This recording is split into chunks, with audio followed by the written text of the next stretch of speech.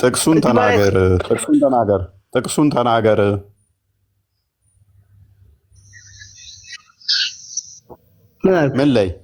ምን ላይ እንደዛ መጽሐፍ ቅዱስ ላይ አምላካችሁ አምላኬ ይላል። ስለዚህ አምላክ ያለው ነገር ደግሞ አምላክ ሊሆን አይችልም።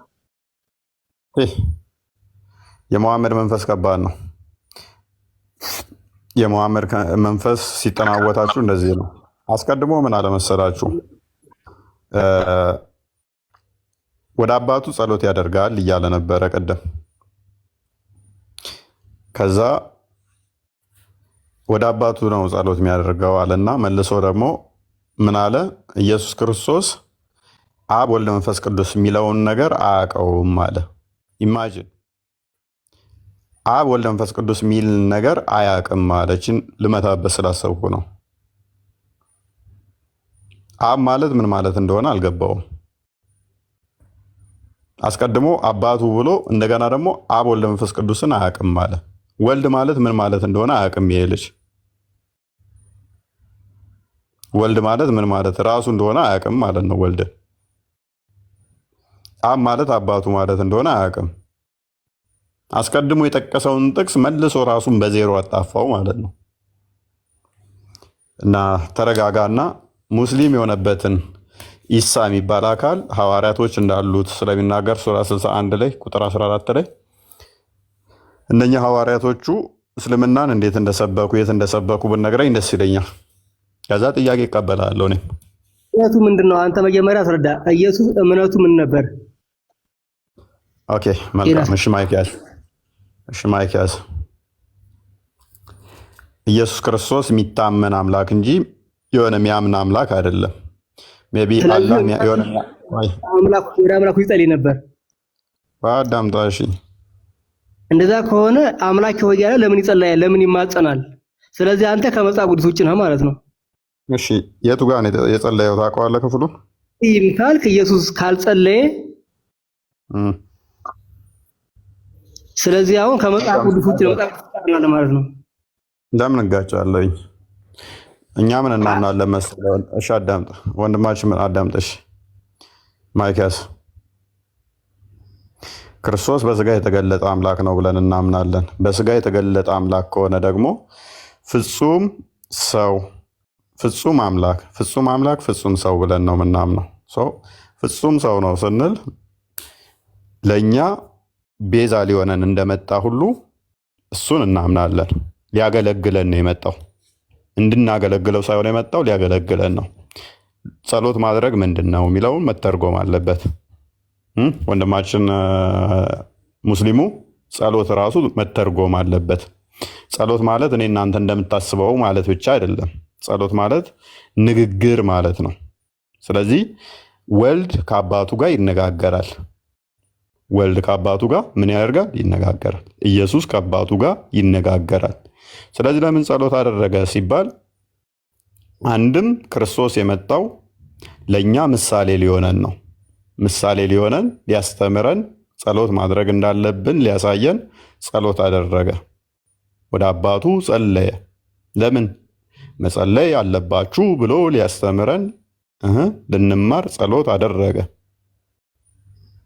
ምንድን ነውና እሱ በስጋ የተገለጠ አምላክ ነውና፣ በስጋ የተገለጠ አምላክ እንደመሆኑ ለእኛ ምሳሌ ሊሆነን ማስረጃ። እሺ ዮሐንስ ወንጌል ምዕራፍ 13 ቁጥር 16 ክፈትልኝ። እሱ ምሳሌ ሊሆነን እንደመጣ መጽሐፍ ስለሚነግረን ማለት ነው። ክፈትልን ክርስቲያን። በስጋ ተገልጬ የሚል በእውነት አንድም ኢየሱስ አልተናገረም። አዳም በስጋ እንደተገለጠ አሳያለሁ። ችግር የለው። እሺ 13 14 አካባቢ ይመስለኛል። አንዴ ክፈትልኝ ዮሐንስ። ምሳሌ ለኛ ሊሆነን እንደመጣ እሱ የሚያደርጋቸው ነገሮች ለኛ ምንድናቸው? አርያና ምሳሌ ናቸው። አንድም ቤዛነት እንዳለ ሆኖ ቤዛነቱ በደም ያገኘነው ድህነት ቤዛነት እንደሆነ ሁሉ ያደረጋቸው ነገሮች ደግሞ እኛ ምሳሌና አርያ ናቸው። እኔ ለእናንተ እንዳደረገው እናንተ ደግሞ ታደርጉ ዘንድ ምሳሌ ሰጥቻችኋለሁ። ክርስቶስ እንዳደረገው እኛ እንድናደርግ ምን ሰጥቶናል? ምሳሌ ሰጥቶናል። ቁጥር 15 ያለው ላይ ማለት ነው። ስለዚህ ክርስቶስ ለእኛ ምሳሌ ሊሆነንም ነው የመጣው። ለምሳሌ ዮሐንስ ወንጌል ምዕራፍ 17 ላይ ቁጥር 1 ላይ ቅድም ተመልክተናል። ወደ አባቱ ጸሎት ሲያደርግ ማለት ነው። ዮሐንስ ወንጌል ምዕራፍ 20 ላይ ቁጥር 18 ምናምን አካባቢ ላይ ጸሎት ሲያደርግ አለ። ቆይ አዳምጥ ሰውዬ ፕሊስ አዳምጥ። መልካም ትሉኛላችሁ አትሉኝም አይደለም። አሁን ተረጋግታ አዳምጥ። ስለዚህ ክርስቶስ የመጣው አንድም ምሳሌ ሊሆነን ነው። ምሳሌ ሊሆነን ከሆነ ደግሞ ይሄንን አስተምሮናል። ጸሎት ደግሞ ምንድነው? እሱ አብ ከወልድ ጋር የሚነጋገርበት፣ ወልድ ከአብ ጋር የሚነጋገርበት ነው። አምላክ ብሎታል። አዎ አምላክ ብሎታል። አንዴ ክፈትልኝ ክፍሉን።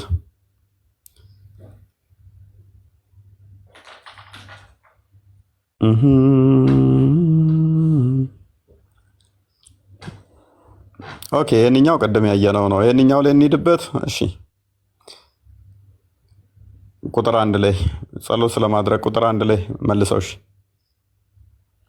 ኢየሱስ ይህንን ተናግሮ ወደ ሰማይ ዓይኖቹን አነሳና እንዲህ አለ፣ አባት ሆይ ሰዓቱ ደርሷል፣ ልጅህ ያከብርህ ዘንድ በስጋም ላይ ሁሉ ስልጣን እንደሰጠኸው ለሰጠህ ሁሉ የዘላለም ሕይወት ይሰጣቸው ዘንድ ልጅህን አክብረው። ይህ ንግግር ነው። አብ ከአባቱ ጋር የሚነጋገረው በምን ላይ? በስጋ ላይ ስልጣን እንደሰጠው። እሱ ሞሮፍ የፈለጋት ዮሐንስ ወንጌል ምዕራፍ 20 ላይ ያለችዋን ይመስለኛል። አንዴ መልስልኝ። 20 ላይ ያለውን አድርግልኝ። ሞሮፍ ብዛ የሚጠቅሱት እሱን ስለሆነ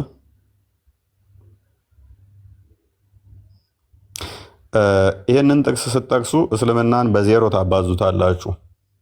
ወንድማችን ሙስሊሙ ይህንን ጥቅስ ስትጠቅሱ በዜሮ ታባዙታላችሁ። ምክንያቱም ዮሐንስ ምዕራፍ 20 ከመድረሱ በፊት ከምዕራፍ 1 ጀምሮ ስለ ጌታ አምላክነት እየነገረን መጥቶ ነው ምዕራፍ 20 የደረሰው። ሌሴ ፎር ሴክ ኦፍ አርጉመንት እንስማማና ምዕራፍ 20 ብቻ እንመልከት እስቲ። ኢየሱስ ገና ወደ አባቴ አላረኩም ያለው መቼ ነው? ይህንንስ የተናገረው መቼ ነው ካልን ከትንሣኤ በኋላ ነው አደለ? አንዛ ማይክን ሞቶ ከተነሳ በኋላ ነው አደለ? ወንድማችን ማይክን አንሳ። ሙስሊሙ መቼም ይህን ክፍል ስትጠቅስ አንብበህ ነው። ማይክን አንሳ። ይህንን የተናገረው ክርስቶስ ሞቶ ከተነሳ በኋላ ነው ወይንስ ሳይሰቀል ገና ነው?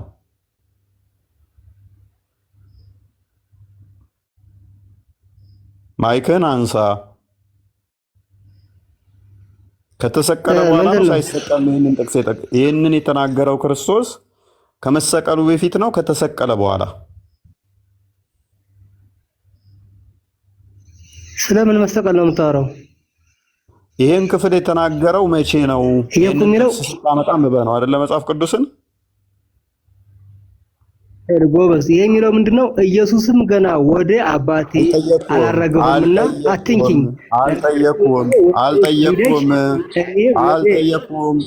አልጠየኩም። አንብበይልኝ ብዬ አልጠየኩም። ሚውታት ይሄን የተናገረው መቼ ነው የተናገረው?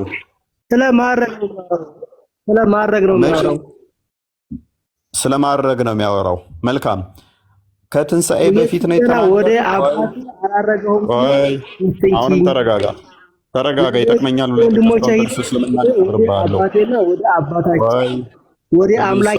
ወደ አምላካችሁ አትጩ።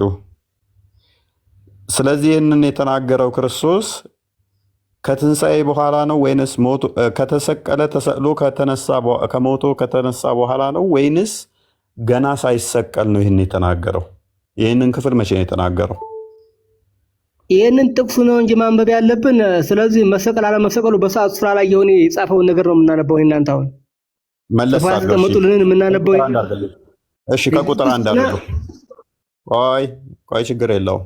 ከቁጥር 1 እናድርገው። አምላክ አለው ኢየሱስ አምላክ ያለው ነገር አዳምጣት እንዳታ ተረጋጋ። ዳኑ ከቁጥር 1 እናድርገዋ። አትጭበርበሩ። አዳምጥ። ጥቁር ስቶንን ለማምለክ ለምን ትቸኩላለህ? ወጣ።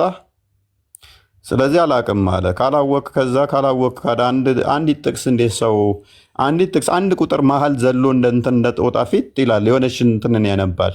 ቢያንስ ይህን ምዕራፍ እንኳን አላነበብከውም። ከሳምንቱ በፊተኛው ቀን መግደላዊት ማርያም ገና ምናምን እያለ ይቀጥላል። ክርስቶስ ከትንሣኤ በኋላ ነው ይሄ ሞቶ ከተነሳ በሶስተኛው ቀን ከመቃብር ድል አድርጎ ከተነሳ በኋላ ነው። ምዕራፉ ላይ ውሰድልኝ። አሁን እነሱ የሚጠቅሱት ላይ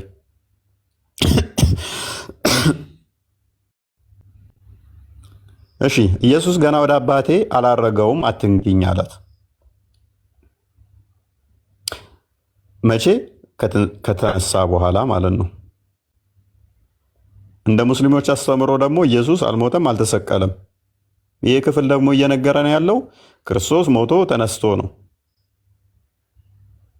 ወደ አባቴም አድርጋለሁ እያለን ነው። አልገደሉትም፣ አልሰቀሉትም፣ ተመሰለባቸው የሚለውን አስተምሮ በጠረባ የሚል ጥቅስ ነው። ይሄ ጥቅስ ይጠቅመኛል ብለህ ያመጣኸው ጥቅስ። እሺ፣ እንደዚህ ይላል። ኢየሱስም ገና ወደ አባቴ አላረግኩምና አትንኪኝ አለ። ገና የመጀመሪያዋ መስመር ሲጀምር ገና ወደ አባቴ አላረግኩምና አትንኪኝ አለ። ስለዚህ ኢየሱስ አባት አለው ማለት ነው። ወደ ማን ነው የሚያደርገው? ወደ አባቱ። አላህ ደግሞ አባት መሆን አይችልም። ማስረጃ ሱራ 6:101 ላይ ለእርሱ ሚስት የሌለችው ሲሆን ልጅ እንዴት ይኖረዋል ይላል። አላህ አባት ለመሆን ቆንጅዬ ህንዳዊ ሴትን ወይንም ደግሞ ቆንጅዬ ኢትዮጵያዊትን ኮረዳ አግብቶ ካልወለደ በስተቀር አባት መሆን አይችልም። ይህ ክፍል ደግሞ እየነገረን ያለው ኢየሱስ እያለን ያለው አብ አባቴ ነው እያለን ነው። ምን አይነት አባት? የባህሪ አባቱ። ዕብራውያን ምዕራፍ 1 ላይ እንደሚነግረን ማለት ነው።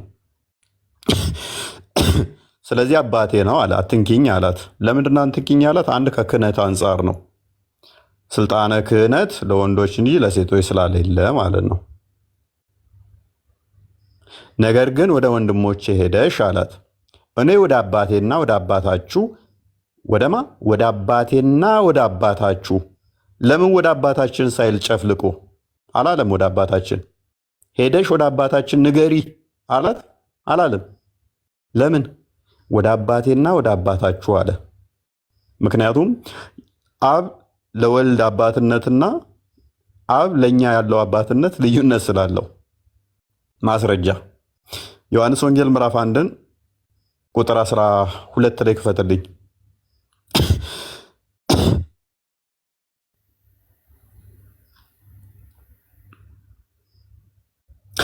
እሺ፣ የእርሱ ወደ ሆነው መጣ፣ የገዛ ወገኖቹ አልተቀበሉትም።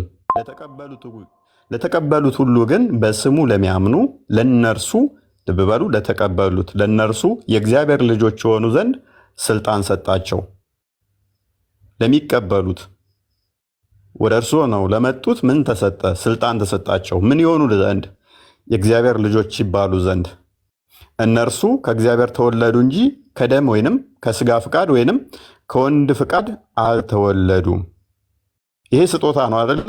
ምክንያቱም ስትቀበል ይሰጣሃል። ምን? አባትነት፣ ጸጋ ይባላል። በጸጋ አባታችን ነው። እግዚአብሔር የጸጋ አባታችን ነው። እግዚአብሔርን የጸጋ አባታችን እንለዋለን። ክርስቶስን ስትቀበሉ እግዚአብሔር የጸጋ አባታችሁ ይባላል። ስለዚህ ወደ አባታችሁ ሲል ክርስቶስን የተቀበሉ እግዚአብሔር አባታቸው ይባላል። በምን? በጸጋ ሲቀበሉት። የወልድ ግን እንደዛ አይደለም። ማስረጃ ዕብራውያን ምዕራፍ 1 ቁጥር አይ ቲንክ 1 ላይ የወልድ አባትነት ለወልድስ ምንድን ነው? እሱ ከጥንት ጀምሮ አለ። ከጥንት ጀምሮ እግዚአብሔር በብዙ አይነትና በብዙ ጎዳና ለአባቶቻችን በነቢያት ተናግሮ አለ። እግዚአብሔር አስቀድሞ ለነቢያት በብዙ አይነት ጎዳና ሲናገር ከቆየ በኋላ ሁሉም ወራሽ ባደረገው ደግሞም ዓለማትን በፈጠረበት በልጁ በዚህ ዘመን መጨረሻ ለእኛ ተናገረ። ምን? ዓለማት በተፈጠሩበት በልጁ በዚህ ዘመን መጨረሻ ለእኛ ተናገረ። እርሱ አለ ልጁ ማለት ነው። እርሱም የክብሩ መንጸባረቅና የባህሪ ምሳሌ ሆኖ ሁሉን በስልጣኑ ቃል እየደገፈ ኃጢአታችን በራሱ ካነጻ በኋላ በሰማያት በሰማያት በግርማው ቀኝ ተቀመጠ ይላል። ስለዚህ የወልድ ልጅነት ለአብ ምንድነው? እሱ የባህሪው ምሳሌ ነው። የእኛስ የጸጋ ነው። ስለዚህ ወደ አባቴና ወደ አባታችሁ ሲል በዚህ ለየው። የእናንተ አባትነት ወልድ አይምን ለእናንተ አባትነት በምን አይነት ነው? የጸጋ ነው። ለእኔስ የባህሪ ነው ብሎ ለየልን ማለት ነው። ወደ ክፍሉ ተመለሳውን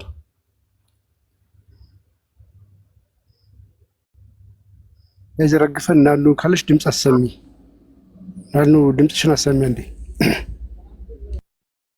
ኦኬ ከዛ አይዘጋም። ለዛ ነው እሺ፣ አይዘጋም። ቀጥሉ። ሶሪ ኦኬ እሺ። የመጀመሪያውን ላይን እንደዚህ ከዘጋን፣ ሁለተኛውንም ላይን እንደዚህ ከዘጋን፣ ሶስተኛው ላይን ምንድን ነበር የሚለው? ወደ አምላኬና ወደ አምላካችሁ አድርጋለሁ ብለሽ ንገሪያቸው አላት ይላል። ስለዚህ ወደ አምላኬና ወደ አምላካችሁ ምትለው ነች። አሁንም ወደ አምላካችን በሚለው በአንድ ማዕቀፍ ውስጥ አልከተተውማ፣ ለይቶታል። ይሄ ምንን ነው የሚያሳየው? እንደኛ አስተምሮ ምን እናለ? ቅድመ ተዋህዶ ክርስቶስ የተዋህደው ስጋ ፈጥሮ ነው የተዋህደው አይደለ? ያንን ስጋ ለማመልከት ነው። ቅድመ ተዋህዶ ያለውን ስጋ ለማመልከት ወደ አምላክ ያለው ማለት ነው። ቅድመ ተዋህዶ የነበረውን ስጋ ለማጠየቅ ነው። ስለዚህ ይህን ይመስላል ማለት ነው። እዚህ ጋር ሰላም ፎይ ሰላም ለመጨመሪያ ያህል እዚህ ዕብራውያን 1 ላይ የተጠቀሰው ክፍል ላይ ዕብራውያን 1 ይመልስልን ክርስቲያን። ዕብራውያን 1 ላይ የተጠቀሰው የግሪክ ቃል ዕብራውያን 1:3 ላይ የተጠቀሰው ቃል እሱም የክብሩ መንጸባረቅና የባህሪው ምሳሌ ይላል። አሁን እዛ ጋር ምሳሌ የሚለው የግሪክ ቃል ካራክተር የሚለው የግሪክ ቃል ነውና ትርጉሙ ኤግዛክት ኢምፕሪንት ኤግዛክት ሪፕሬዘንቴሽን ማለት ነው። ያ ነገር የሆነውን በሙሉ የሆነ ማለት ነው። አሁን እዚህ እንኳን ሌክሲኮኑ መክፈት ትችላለህ። ግሪክ ንካው፣ ምሳሌ የሚለውን ቃል ንካው። ከዛ በኋላ ስትሮንግስ የሚለውን ንካው እና ከዛ በኋላ ኤክስፕሬስ ኢሜጅ የሚለውን ንካው። ኤክስፕሬስ ኢሜጅ ነው G58። አዎ G58 ንካው። አግሬቨር ካለ በኋላ ዘ ቱል ኦፍ ፐርሰን ባይ ኢምፕሊኬሽን ኢንግሬቪንግ ካራክተር ኦኬ the exact the figure stamped ካለ በኋላ i.e. an exact copy ወይም an exact representation ያ ነገር የሆነውን ነገር በሙሉ የሆነ ማለት ነው። exact representation ማለትም ያ አንድ የመጀመሪያው ነገር የሆነውን ነገር በሙሉ ሁለተኛውም ነገር ነው ማለት ነው። ስለዚህ ጌታችን ኢየሱስ ክርስቶስ የአባቱ የባህሪው ምሳሌ ነው ማለት አብ በባህሪው የሆነውን ነገር በሙሉ ወልድም ነው ማለት ነው። ኤክስፕሬስ ኢሜጁ ነው፣ ካራክተሩ ነው፣ ኤግዛክት ሪፕሬዘንቴሽኑ ነው። ካራክተር የሚለው ጋር ኤግዛክት ሪፕሬዘንቴሽን ወይም ኤክስፕሬስ ኢሜጅ ወይም ኤግዛክት ኮፒ ይለዋል ካያችሁ። ኦኬ ስለዚህ አሁን በባህሪው ማለት ነው። ኢንፋክት በመለሰው ወደ ግሪኩ ቃል መልሰው ወደ መጽሐፍ ቅዱሱ ባህሪ የሚለው ቃል ግሪኩም እንደሆነ ላሳያችሁ። ባህሪ የክብሩ መንጸባረቅና የባህሪው ምሳሌ አይደለም የሚለው ኦፊስ ኤክስፕሬስ ኢሜጅ ኦፊስ ፐርሰን የሚለውን ንካው። ፐርሰን የሚለው ንካው ኖ ኤክስፕሬስ ኢሜጅ ኦፍ ሂዝ ፐርሰን ግሪኩን ማለት ነው። አዎ ሁፖስታሲዮስ ትርጉሙን ተመልከቱት። ፍሮም ኮምፓውንድ ኡፖ ኤን ኢስቲስ ሴቲንግ አንደር ሰፖርት አይ ፊገራቲቭሊ ኮንክሪትሊ ካለ በኋላ ኤሰንስ ኦር አብስትራክቲቭሊ አሹራንስ ኦብጀክቲቭሊ ኦር ሰብጀክቲቭሊ ይላል። ኤሰንስ የምትለዋን ቃል ተመልከቷት። ኤሰንስ የምትለዋን ቃል ንካት ክርስቲያን። ኤሰንስ የምትለዋን ቃል ንካት። ኤሰንስ የምትለዋን ቃል ሃይላይት አድርገው ትርጉሙ ማለት ነው።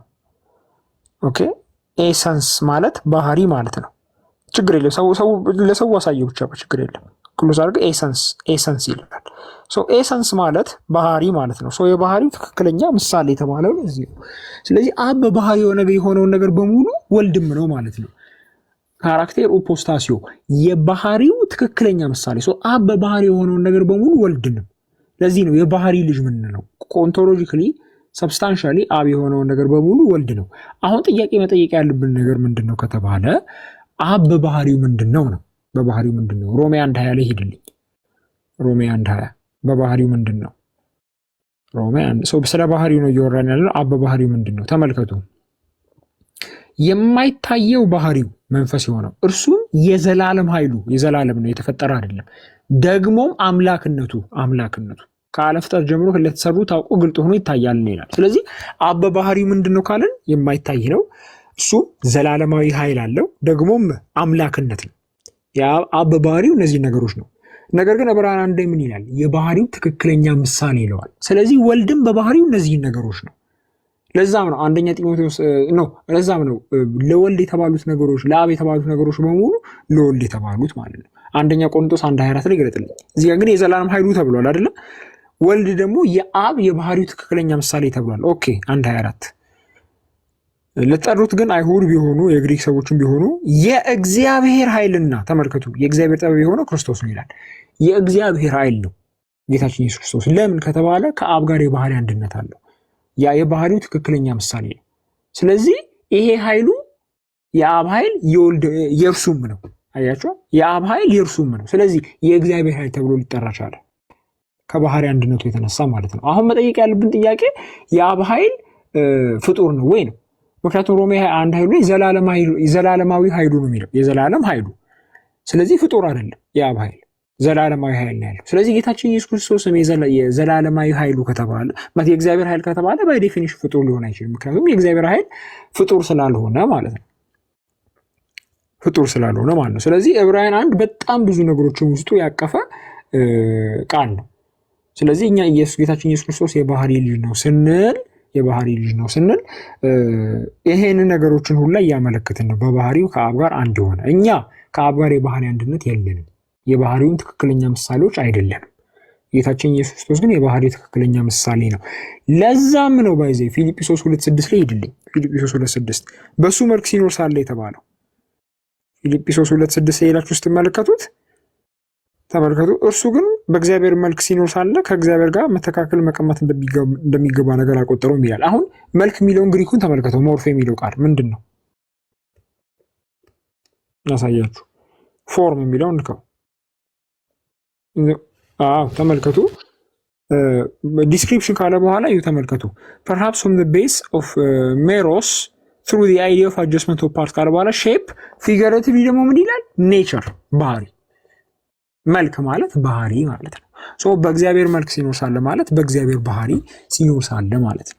ከአብ ጋር የባህሪ አንድነቱ ኖሮት ሲኖር ሳለ ማለት ነው። በአብ ባህሪ ሲኖር ሳለ ይሄ ሞናርኪ ኦፍ ጋድ ዘ ፋዘር ወደሚለው ኮንሴፕት ስለሚወስደው ሌላ ጊዜ እናያለን።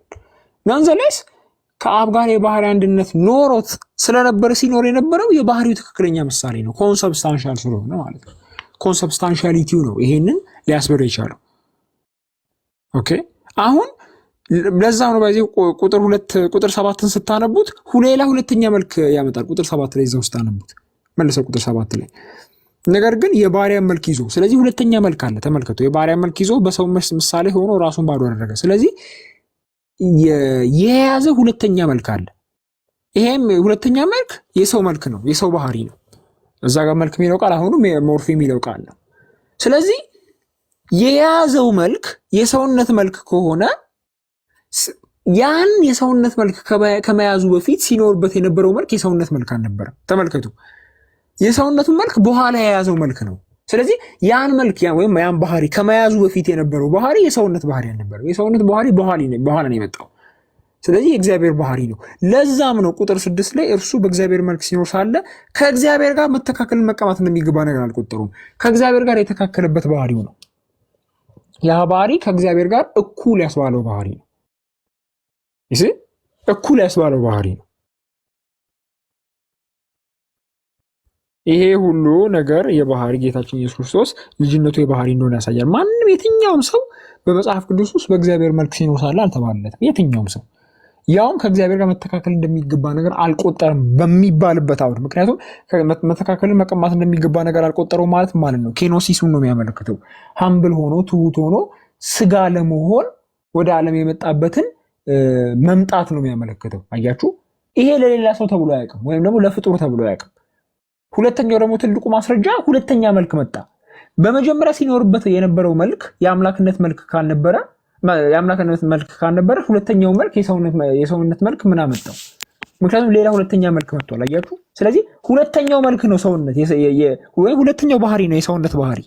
ከዛ በፊት ሲኖርበት የነበረው ባህሪ ግን የሰውነት ባህሪ አልነበረም፣ የመለኮታዊ ባህሪ ነበር። ሁለት መልክ፣ የእግዚአብሔር መልክ አለ፣ የባሪያ መልክ አለ። መለኮታዊ ባህሪ አለ፣ የሰውነት ባህሪ አለ። በግልጽ የተቀመጠ ነገር ነው።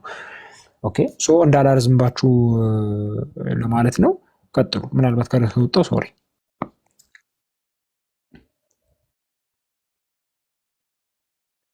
አረብ ሲያሰምል የገባ ሙስሊም አለ መሰለኝ እና እነሱ ካልጠየቁ እሺ እንደና መጣፉ ያለ እፎይ አሎ ሰላም ሰላም አቶ ነው ሰላም ነው አለና ጥያቄ ነበር እሺ እኔ የምልህ እሺ እስኪ የእግዚአብሔር ባህሪያቶችን ልትገልጽልኝ ትችላለህ? እሺ ግለጽልኝ። ለምን ፈለከው ግን? ለምን ፈለከው? አይፈልግኝ ለጠቅላላ እውቀት። ለምን ፈለከው? ለጠቅላላ እውቀት ስትል እንደዚሁ ለማወቅ ነው? አዎ እኮ ፈልጌ ማወቅ አይቻልም ነው? አይ ጥያቄ ለምንድን ነው ለምንድን ነው የፈለከው? ለማወቅ። አውቀህ እስከዛ እንዴት ማለት? አውቀህ ምን ያደርግልህ? ሰው ለምንድን ነው የሚያውቀው? ሊጠቀምበት። ምን አይነት መጠቀም? እንዴት ማለት? አንተ ለምን ምንድነው የምትጠቀመው? ምን አይነት መጠቀም? ለምሳሌ ማለት አይ አስተምሮት ላይ ከሆንክ ለምሳሌ እኔ የፈለግኩትን የጠየቅኩህን ጥያቄ ልታብራራልኝ ትችላለህ? አችልም ነው። ለምሳሌ አወቅከው። ለምሳሌ የፈጣሪ ባህሪያቶቹ ምንድን ናቸው አልከኝ። ብነግርህ እኮ መልስ ነው እንጂ ለምን ፈለግከው? እንደዛ ለጥያቄ መልስ ነው እንጂ ምናልባት ከዛ ውስጥ አንዱ ፈጣሪ መሆኑ መፍጠሩ ራሱ የሱ ባህሪ ነው። አዎ እሺ። ለምሳሌ እናወቅከው ምንድነው ለምንድን ነው የጠየቀኝ?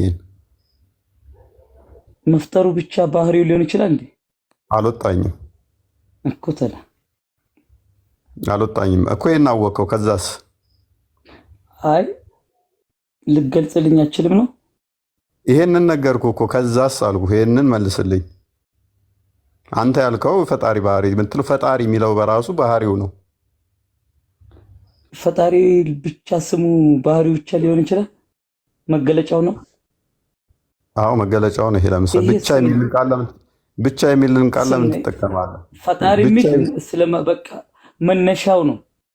ከዛ በኋላ ስለሱነቱ ባህሪ ምንድናቸው ዘርዝርልኝ ነው። ለምሳሌ ለዛው ቀደም ጠቅሶልህ ነበር የማይታይ ባህሪው አለ። ለምሳሌ እሱ በባህሪው ልታየው አትችልም። እንደዚህ መልሱ ነው። ልክ ረቂቅ ነው። ምድር ላይ ሊታይ አይችልም ማለት ነው። አዳምጥ። እሺ ምድር ላይ ሰማይ ላይ ምናምን ብሎ ነገር የለም። እሺ በዚህ ታምናለህ? ግን እኮ ስለማምን እኮ ነው እየጠየቅኩ ያለሁት። ስለዚህ ፈጣሪ በባህሪው ለምሳሌ አይታይም። አዎ በመለኮታዊ ባህሪው በሙላት ልናየው አንችልም። እውነት ነው። እውነት ነው። ታምናለህ በዚህ? አዎ አላህ ታይቷል። ስለዚህ ፈጣሪ አይደለም ማለት ነው። ለሙሐመድ ታይቶታል። ለሙሐመድ ታይቶታል። የትም ይሁን wherever it is ለሙሐመድ ታይቶታል። ስለዚህ ፈጣሪ አይደለም ማለት ነው። ምድር ላይ አልታየም። የትም ይሁን ሰማይ ላይ የሚሆን ምድር ላይ የሚሆን የትም ይሁን መታየት ለፈጣሪ በባህሪው ነገርኩ። የትም ይሁን ፈጣሪም በባህሪው ምድር ላይ አይታየም። መጀመሪያ ፈጣሪ በባህሪው ምድር ላይ አይታየም። ትክክል። ለጥያቄ መልስ ነው መስጠት ያለብን። ሙሐመድ ከምድር ውጪ ያለ ሰውዬ አይመስለኝም። ምድር ላይ የነበረ ሰው ነው። እንደኔና እንዳንተ ሁለት እግር ያለው ሰው ነው። ለሙሐመድ ታይቶታል።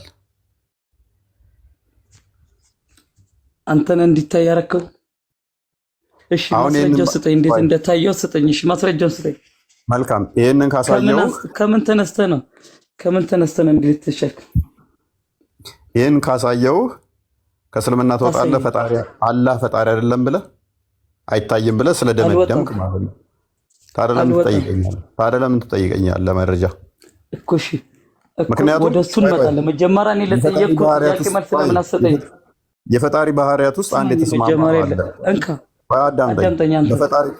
በፈጣሪ ባህሪያት ውስጥ አንድ አዳምጠኝ። ዝም መጀመሪያ እኮ ለጥያቄ መልስ ይቀድማል።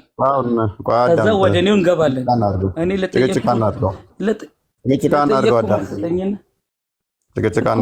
ለጠየቅኩት ጥያቄ መልስ ስጠኝ ነው። አዳምጥ። እሺ ጭቅጭቅ አናድርገው። አዳምጠኝ። አዳምጥ አንተ ራስህ ቆይ ተረጋጋ። ስማኝ የፈጣሪ ባህሪያቶች ይታረዛል ማለት ነው ማለት ነው። ልዘረዝርልኝ ከፈለክ ይታረዛል ማለት ነው። እንደዚህ ነው በለኝ። መታረዝ በለዛ ደግሞ ሌላ ሰው ወይ ደግሞ አስገባልኝ። አዳምጥሽ አሁንም በመጀመሪያ አሁንም ሐዲስን ማታውቅ ሆነ ሐዲስ ቁርሲ 1840 ላይ ፈጣሪህ እንደሚታረዝ ተቀምጦልሃል። ተርቢያ ብልታችሁኛ ተጠምቻ ጠጥታችሁኛል ብሎ የሚናገር ነው። መታረዝ መቸገር ምናምን እንደዛ ተሆነ ቃሉ እንደዛ መሰለኝ መታረዝ ማለት። ስለዚህ ሐዲስ ቁርሲ ላይ ተቀምጦልሃል አላህ ይታረዛል። ኤኒዌይስ ኩረጃ ስለሆነ ማቴዎስ ወንጌል ምዕራፍ 25:30 ነው የኮረጃው ስለሆነ ማለት ነው። በመጀመሪያው ላይ ስታክ እናድርግና በባህሪው ፈጣሪን ማንም ፍጡር ሊያየው አይችልም ብዬ ተናገርኩኝ። በዛ ተተስማማ። ስለዚህ አዎ እስማማለሁ አልከኝ። እኔ አንድ ነገር አምናለሁ። ፈጣሪ ለራሱን ለሰዎች በሚመጥን መልኩ ሊገለጥ ይችላል ብዬ አምናለሁ። መገለጥ ነው። ለምሳሌ ክርስቶስ በስጋ ተገልጦ ለሰዎች ታይቷል። እሱ አምላክ ሲሆን በስጋ ተገልጦ አይተነዋል፣ ተዳስሷል ብዬ አምናለሁ። መገለጥ ስለሆነ ለፍጡራን በሚመች ሁኔታ መገለጥ ስለሚችል፣ በባህሪው ግን ማንም ሊያየው አይችልም፣ ማንም ሊቀርበው አይችልም። ታምናለህ ወይ አልኩህ። አዎ አምናለሁ አልከኝ። አላህ ተገልጧል አልኩህ። አላህ ተገልጧል። ስለዚህ እንዴት ነው የተገለጠው? በባህሪው ነው የተገለጠው ወይንስ እንደ ሰው እሱም ኢንካርኔት አድርጎ ነው? ኢንካርኔት አድርጎ ከሆነ ለምን ክርስቶስን ታዲያ አልተቀበላችሁም? በስጋ እንደ ሰው ብሎ ከሆነ ለምን የክርስቶስን ትቃወማላችሁ ታዲያ? በስጋ መገለጥን አይ ይህንትን ማይለዋወጥ ነው ማይቀየር ነው እንደዛው ነው የሚኖረው ካልክ ሙሐመድ አላህን ወጣት ጢም አልባ ጸጉሩ ፍሪዝ ሆኖ አይቶታል። ሱናውን ሳይጠብቅ ያውም ማለት ነው። ብርድለስ ነው የሚለው ጺም አልባ ሆኖ። እሱ ብቻ ሳይሆን ወጣህ እንዴ ትከሻው ላይ እጁን ሲከትበት ቅዝቃዜ እንደተሰማው ይናገራል። ዊችዝ ፊል አድርጎታል፣ ነክቶታል። ሰውነቴን ሲነካኝ ቅዝቃዜው ተሰማኝ ይላል። የአላህ እጅ ቀዝቃዛ ነው። ወርማፕ አላደረገው ሞቃት ሳይሆን እጆቹን እንደዚህ አሸት አሸት አሸት አድርጎ አሟሙቅ አይደለም የሚያሸው አላህ ሙሐመድን። ሂዝ ኮልድ ሂዝ ሃንድ ኢዝ ኮልድ እንደዛ ነገር ይለዋል ማለት ነው። ጺም አልባ ነው ይለዋል። ዊችዝ ሱናውን አይከተልም አላህ የሙሐመድን ሱና አይከተልም። በእስልምና ጺም ማሳደግ ሱና ነው። ግን የመጽሐፉ ስም ምን ነበረ? ቮሊዩም 7 ላይ ሙጀለድ 7 190 ምናምን አካባቢ እስከ 198 ላይ አላህን እንዳገኘው የኢብኑ ተሚያ መጽሐፍ ላይ ተቀምጧል። በያን አልተልቢስ ቮሊዩም 7 ፔጅ 190 እስከ 198 ላይ ሐዲስም አለ። ደግምልሃለሁ። እጁን ቀዝቃዛ እንደሆነ የተናገረበት ደግሞ ሐዲስ ነው። እሱን ሐዲስ ቁጥሩ የሚያስታውሰኝ በቃል ካለ እንትን በሉ አሊያም ማምጣት እችላለሁ። ሳሚ ታስታውሳለህ? እንትን አሁን መክፈት እችላለሁ ሐዲሱን። የሚገርምህ ኢቭን ግሬዲንጉ ከሳሂህ በላይ ሆኖ ሳሂህ ሙርሱል ነው። እንግዲህ እንደሚታወቀው ሳሂህ ሙርሱል ማለት ከሳሂህ ራሱ የበለጠ ማለት ነው። ከሳሂህ ሙርሱል የበለጠ ተቀባይነት አለው ቁርአን ብቻ ነው። እና ኢቭን ኢብን ተይሚያ እሱ ነው ግሬድ ያደረገው። ይህንን ቃል ግሬድ ያደረገው ኢብን ተይሚያ ነው ራሱ ሼኹል ኢስላም ማለት ነው። እና ቆይ አሁን ልክፈትላችሁ። እንትኑ አለኝ እኔ ማሳየት እችላለሁ። አዲሱን ከፍቼ ልክፈተው ወይስ እንዴት ነው? ጋይስ እሱን የፈለጋችሁት? አይ ወጥቷል። በቃ አክቹዋሊ ወጥቷል። እና እኔም ለነገሩ ደክሞኛል። አሁን ልወጣ ነው።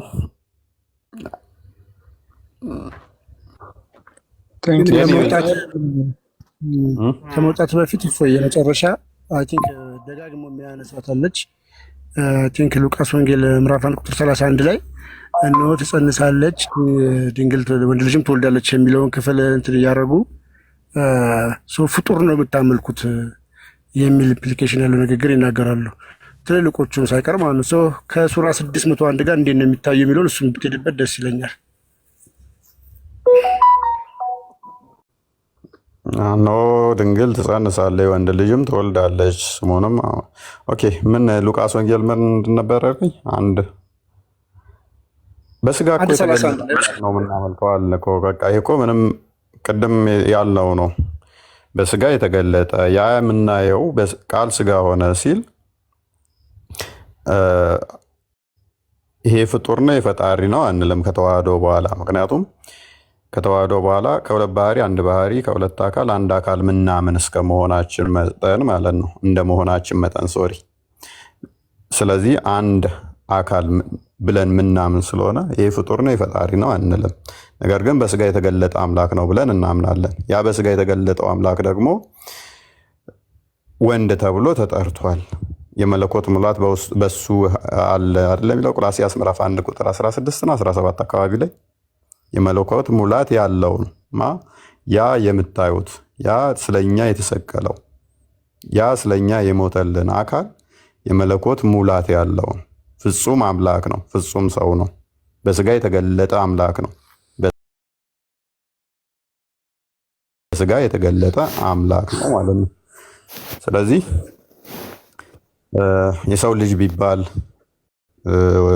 ወንድ ቢባል ብዙም ችግር የለውም ማለት ነው።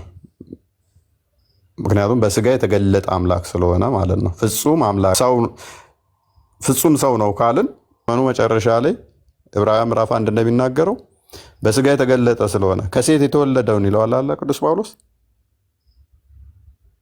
ስለዚህ በስጋ የተገለጠው ያ ከሴት የተወለደ ነው፣ የሰው ልጅም ነው፣ ፍጹም ሰው ነው፣ ፍጹም ሰውም ነው። ስለዚህ ፍጹም ሰው ከሆነ ደግሞ እነኚህን ነገሮች ሁሉ ያሟላል ማለት ነው። ብቻ ግን አይደለም ማለት ነው። ራሱን የሰው ልጅ ሲል የሰው ልጅ አይደለም ልንል አንችልም ማለት ነው። በተመሳሳይ ደግሞ የእግዚአብሔር ልጅ እንደሆነ ዮሐንስ ወንጌል ምዕራፍ 17 ቁጥር 1 ላይ፣ ዮሐንስ ወንጌል ምዕራፍ 10 ከቁጥር 27 ጀምሮ እስከ 36፣ ዮሐንስ ወንጌል ማቴዎስ ወንጌል ምዕራፍ 16 ላይ ለምሳሌ የሰው ልጅ ማን ብለው ይጠሩታል ብሎ ይጠይቃቸዋል አይሁድ እንትኖችን ሐዋርያቶቹን። አንዳንዶቹ ከነቢያት አንዳንዱ ነው ይለዋል፣ አንዳንዶቹ እንደዚህ ነው ይሉታል። እናንተስ ማን ብላችሁ ትሉኛላችሁ አላቸው።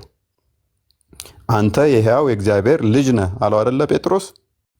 እውነት አንተ የሥጋና ደም አልገለጠልም የሰማዩ አባቴ እንጂ ብሎ ይለዋል። አባቱን ደግሞ ሲጠራ ምን ይላል? የሰማዩ አባቴ ብሎ ይለዋል። ማነህ አለ። ማነህ አንዳንዶቹ ከላይ ምድራዊ ልጅነትን ሲጠሩ እንትና ጴጥሮስ ግን ሰማያዊ እንትኑን ገለጠ ማለት ነው። ሰማያዊ አባቴን የገለጠልህ አለው ማለት ነው። ስለዚህ ክርስቶስ ምንድነው? በስጋ የተገለጠ አምላክ ነው። ፍጹም አምላክ ነው። ፍጹም ሰው ነው። ፍጹም ሰው ስንል የሰውነት አካል ግማሾቹ የጎደሉት ማለት አይደለም። ፍጹም ሰው ነው ካል የሰውነት አካላት ማንኛውም ሰዎች የሚኖራቸውን ከኃጢአት በቀር በሞላ እኛም መሰላል ነው የሚለው። ከኃጢአት በቀር ወንድሞቹ መሰለ ከተባለ ከኃጢአት በቀር እኛ ያዝነውን አካል ይዘዋል ማለት ነው። ያ ማለት ግን ፍጹም ሰው ብቻ ነው ማለት አይደለም ማለት ነው። እና ያ የተዋሃደው ስጋ ዓለም ሳይፈጠር የነበረ ስጋ አይደለም። ከማርያም ፈጥሮ ነው የተዋሃደው አይደለ? ከማርያም የነሳው ስጋ ዓለም ሳይፈጠር የነበረ ስጋ አይደለም። ከጊዜ በኋላ የነበረ ስጋ ነው አይደል? ከማርያም የነሳው ስጋ ነው አይደል? አስቀድሞ የነበረ ስጋ አይደለም። ለዛ ለስጋው ራሱ ፈጣሪው ነው። ያንን ተዋሃደው ማለት ነው። ያንን ገንዘቡ አደረገው። ከተዋሃደው በኋላ ግን ይህ ፍጡር ነው የፈጣሪ ነው ብለን አንልም። ገንዘቡ አድርጎታልና አስቀድሞ ስጋው ለብቻ መለኮቱ ለብቻ ሆነው ከዛ በኋላ መጥተው እንደዚህ እንትን የሆኑ የተዋሃዱ ወይንም ደግሞ የተደባለቀ እንደዛ ነገር አይደለም።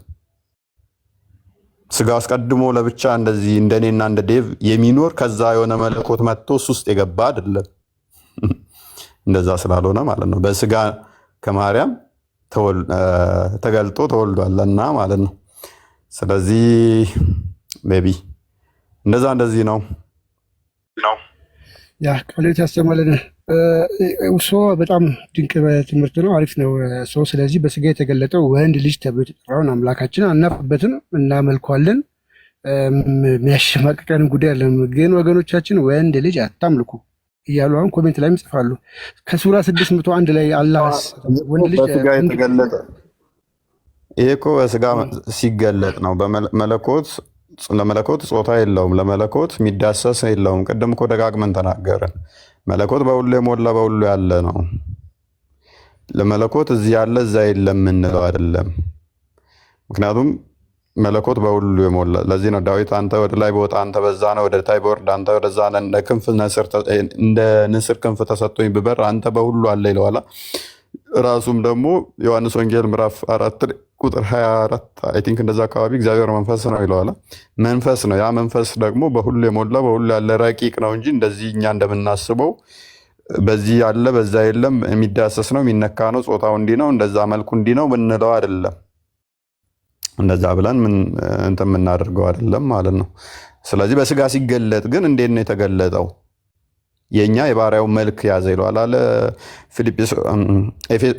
ፊልጵስዩስ ምዕራፍ 2 ቁጥር 5 ላይ ከ5 እስከ 8 አካባቢ እርሱ በእግዚአብሔር መልክ ሲኖር ሳለ ከእግዚአብሔር ጋር መተካከልም መቀማት እንደሚገባው አልቆጠረም። ነገር ግን የባሪያ መልክ ልብ በሉ፣ የባሪያ መልክ ይዞ በምስሉም እንደ ሰው ተገኝቶ ይላል። ይኸውም ለመስቀል ሞት እንኳን የተገባ ሆነ ይላል። እኔንና እናንተን ከወደቅንበት ለማዳን የባሪያን መልክ ያዘ። እኔንና እናንተን ለማዳን በስጋ ተገለጠ። እንደኛ ስጋን ያዘ ማለት ነው። ሰው ተባለ፣ ሰው ሆነ፣ በስጋ ተገለጠ። ስለዚህ እኛን ከፍ ለማድረግ እኛን ለማክበር በስጋ ተገልጦ እንደዚህ ሆነ ማለት ነው። ይሄ የምናፍርበት ሳይሆን እምነታችን እኮ ነው። የምናምነውን ደግሞ እንዴት እናፍርበታለን? ትንቢት ተነግሮለት የለ እንዳስቀድሞ ትንቢተ ኢሳይያስ አይ ቲንክ 9:6 7:14 ትንቢት ተናግሯል። እነሆ ድንግል ትጸንሳለች፣ የወንድ ልጅ ትወልዳለች፣ ስሙንም አማኑኤል ይሉታል ተብሎ ተናግሯል እኮ። እነሆ ድንግል ትጸንሳለች፣ ወንድ ልጅም ትወልዳለች ከተባለ እንዴት ነው እሱ ወንድ ሲባል ልናፍር ምንችለው? ልንኮራ ነው እንጂ የሚገባው። የወለደችው ወንድ ነው ሲባል እንዴት እናፍራለን ታዲያ? ትንቢት ተነግሮለታል እኮ የሚወለደው ወንድ እንደሆነ በጾታ ተነግሮናል እኮ። በዛ ተገለጠ ተብለን ስንባል ደግሞ እንዴት እናፍራለን? አናፍርም፣ እንኮራበታለን እንጂ የምናፍርበት አይደለም። ያ የምናየው በመለኮት ሙላት በሱ ያለ ፍጹም አምላክ ፍጹም ሰው ነው። ለእኛ ቤዛ የሆነን እሱ ነው። ነገር ግን አላህ ደግሞ በተቃራኒው በመለኮት ሳይገለጥ ጺም አልባ ከተባለ መቼም ሙስሊሞች ያው አይምሯቸው እንዴት እንደ ትዊስት እንደሚያደርጉት ታውቁታላችሁ። ጺም አልባ ሆኖ አየው እየተባለ ወንድ ጾታ የለውም ይሉሃል። ኖ ወንድ አትበሉት ይሉሃል። አላህን እንዴት አየው ነው የሚለው? ጺም አልባ ሆኖ ፍሪዝ ጸጉር አድርጎ በፍሪዝ ጸጉር ጺም አልባ በአረንጓዴ ልብስ ነው ያየው። ኦኬ አይ ጾታ እንዴ ጺም አልባ ነው ከተባለ which is ወንድ ነው በቃ። ሴት ልጅ ጺም አልባ ነች አትባል። ጺም ሳይኖረው በፍሪዝ ታየች ሴት ልጅ ልትባል አትችልም። ወይንም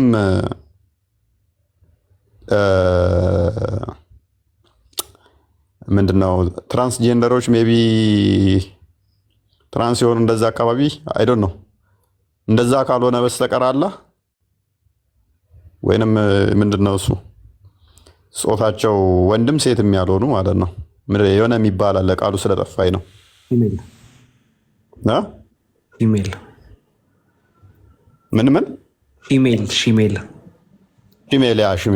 እና እንደዛ ካልሆነ በስተቀር ጺም አልባ ነው ከተባለ የትኛውን ጾታ ለመጠቆም እንደሆነ ግልጽ ነው። ጺም አልባ ሆኖ በፍሪዝ ጸጉር አየሁት እያለ ይሄ እንግዲህ በስጋ ሳይገለጥ አይደለም። እኛ ክርስቶስ ቅድመ ተዋህዶ አይ ጾታ አለው እያልን አይደለም። ለመለኮት ጾታ ስለማይነገር ነገር ግን የተገለጠበት አካል የተዋሃደው ስጋ የተገለጠው በሰው ስጋ ነው። which is እንደኛ ሰው ተብሎ የሚጠራ ነው። ሰው ተብሎ ሲጠራ ደግሞ ጾታ አለው። ፊሜል አይደለም ወይንም ወንድ አገረድ ሴት አገረድ እንደሚባለው አይደለም። እንዳላህ እንደዛ ከሆነ አላህ እንደዛ ከሆነ ሱራ 6:101 ላይ በግልጽ ያስቀምጠዋል እኮ። ለእርሱ ሚስት የሌለችው ሲሆን ልጅ እንዴት ይኖረዋል ከተባለ ግልጽ ነው እየነገረን ያለው። አላህ ወንድ ነው በቃ። ሚስት ለምሳሌ እፎይ ልጅ አለ ስባል ለእኔ ሚስት ሳኖረኝ እንዴት ልጅ ይኖረኛል ካልኩኝ ሚስት ሳኖረኝ እንዴት ልጅ ይኖረኛል ካልኩኝ ግልጽ ነው እኮ እኔ ጾታዬ ወንድ ነው። በቃ አለቀ። ጾታዬ ወንድ ነው። ሚስት ሳኖረኝ ልጅ እንዴት ይኖረኛል ካልኩኝ ነሰሰርሊ ልጅ እንዲኖረኝ ሚስት ታስፈልገኛለህ እያልኩ ነው። ይሄ ሚስት ስላለኝ ግን ልጅ የለኝም እያልኩ ነው። ሚስት የሚፈልግ አካል ደግሞ ግዴታ ወንድ ነው። እናንተ ባለጌ ናችሁ። ዘመኑ ከፍቷል። ምናልባት ሆሞ ሊሆን ይችላል ልትሉ ትችላላችሁ። እኔ አላልኩም። ነገር ግን ሚስት የሚፈልግ አካል ሆሞ እስካልሆነ ድረስ ተቃራኒ ጾታ ነው የሚሆነው። ተቃራኒ ከሆነ ደግሞ ሚስት የሚፈልገው አካል ተቃራኒውን ሲፈልግ እሱ ወንድ ነው የሚሆነው እና ግልጽ ነው።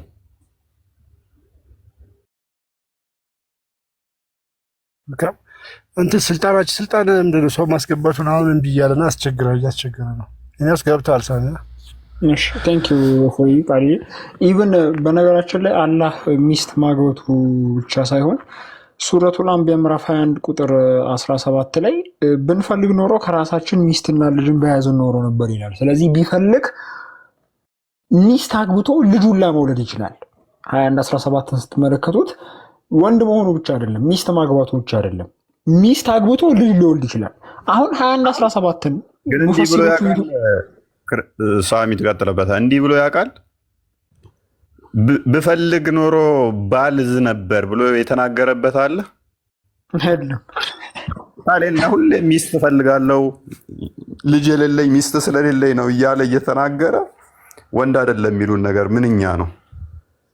ያውም ሳይገለጥ ነው እኮ ይሄ መለኮታዊ በመለኮት በነገራችን ላይ እፎይ በነገራችን ላይ ይሄ መለኮት እንደ መለኮት ጾታ አለው የሚለው እምነት ፓጋኒዝም ነው። አሁን በነገራችን ላይ እኛንን ቀጣዩ ትውልድ ወንድ ማምለክ የለበትም የምንለው ማለት ያለብን እኛንን። ምክንያቱም መለኮት እንደ መለኮት ጾታ አለው ብሎ የሚያምኑት ሙስሊሞች ናቸው። አሁን 21 17ን ተፍሲር አልጃላሊ ገብታችሁ ብትመለከቱት አላህ ሊያገባቸው የሚችሉት ሴቶች ሁሪዎች ናቸው ነው የሚለው።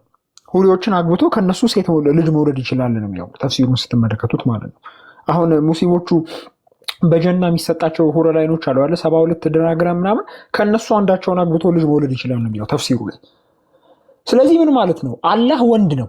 ወንድ መሆኑ ብቻ አይደለም እንደዚህ እንደነሱ እምነት መለኮት ነው። ስለዚህ መለኮት እንደ መለኮት ጾታ አለ ብሎ የሚያምኑት እኛ ነው ማቴ እነሱ ናቸው፣ እኛ አይደለንም። ቅድም ፎይና እንዳስረዳው እኛ መለኮት በስጋ ስለተገለጠ ነው አያችሁ ወንድ የተባለው። ያ የተገለጠበት ያ ከመለኮታዊ ባህሪው ጋር ያዋሃደው ስጋ ነው ጾታ ያለው እንጂ መለኮት ጾታ የለውም።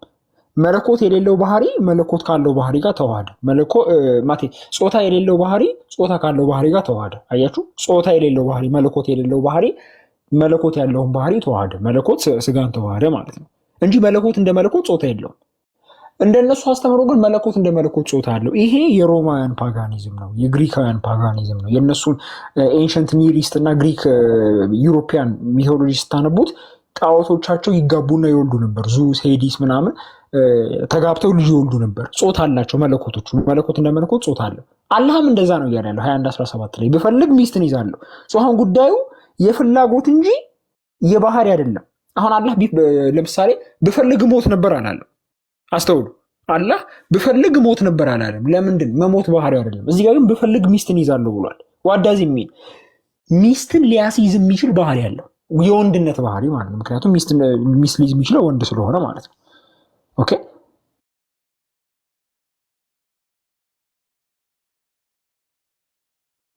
ምክንያቱም የመሞት ባህሪ የለውም። ያ ባህሪው አይደለም። ግን ብፈልግ ሚስትን ይዛለሁ ብሏል። ስለዚህ ሚስትን ሊያስይዝ የሚችል የወንድነት የጾታ ባህሪ ያለው ማለት ነው። ስለዚህ መለኮት እንደ መለኮት ጾታ አለው ብለው የሚያምኑት እነሱ ናቸው። በተለይ ተፍሲሮቹ ስትመለከቱ ግልጽ ያደርጉልታል። ሁሪዎችን አግብቶ ልጅ ይወልዳል የሚለው ተፍሲር አልጃላሊ ሱረቱል አንቢያ ምዕራፍ 21 ቁጥር 17።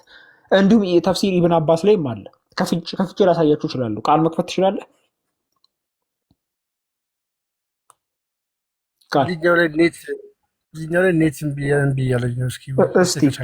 እፎይ የወረደ ደክሞታል መሰለኝ። እኔ ከፍቼ ላሳያችሁ። ትልቅ ላይ አድርገኝ ተመልከቱ። ስልጣን እንትን እያለብኝ እኮ ነው። እሷ ያደረገ ስልጣን አድርጉት ትልቁ ላይ ማን ነው ነው? ኦኬ ላሳያችሁ።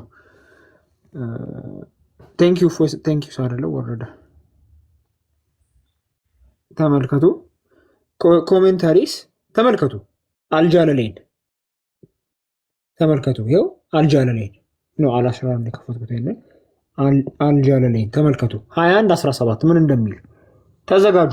ምን አይነት ከልት እንደሚያምኑ ምን አይነት አደገኛ ጣዖት አምልኮ እንደሆነ እስልምና ተዘጋጁ። ይሄን እያምኑ ነው። ተመልከቱ።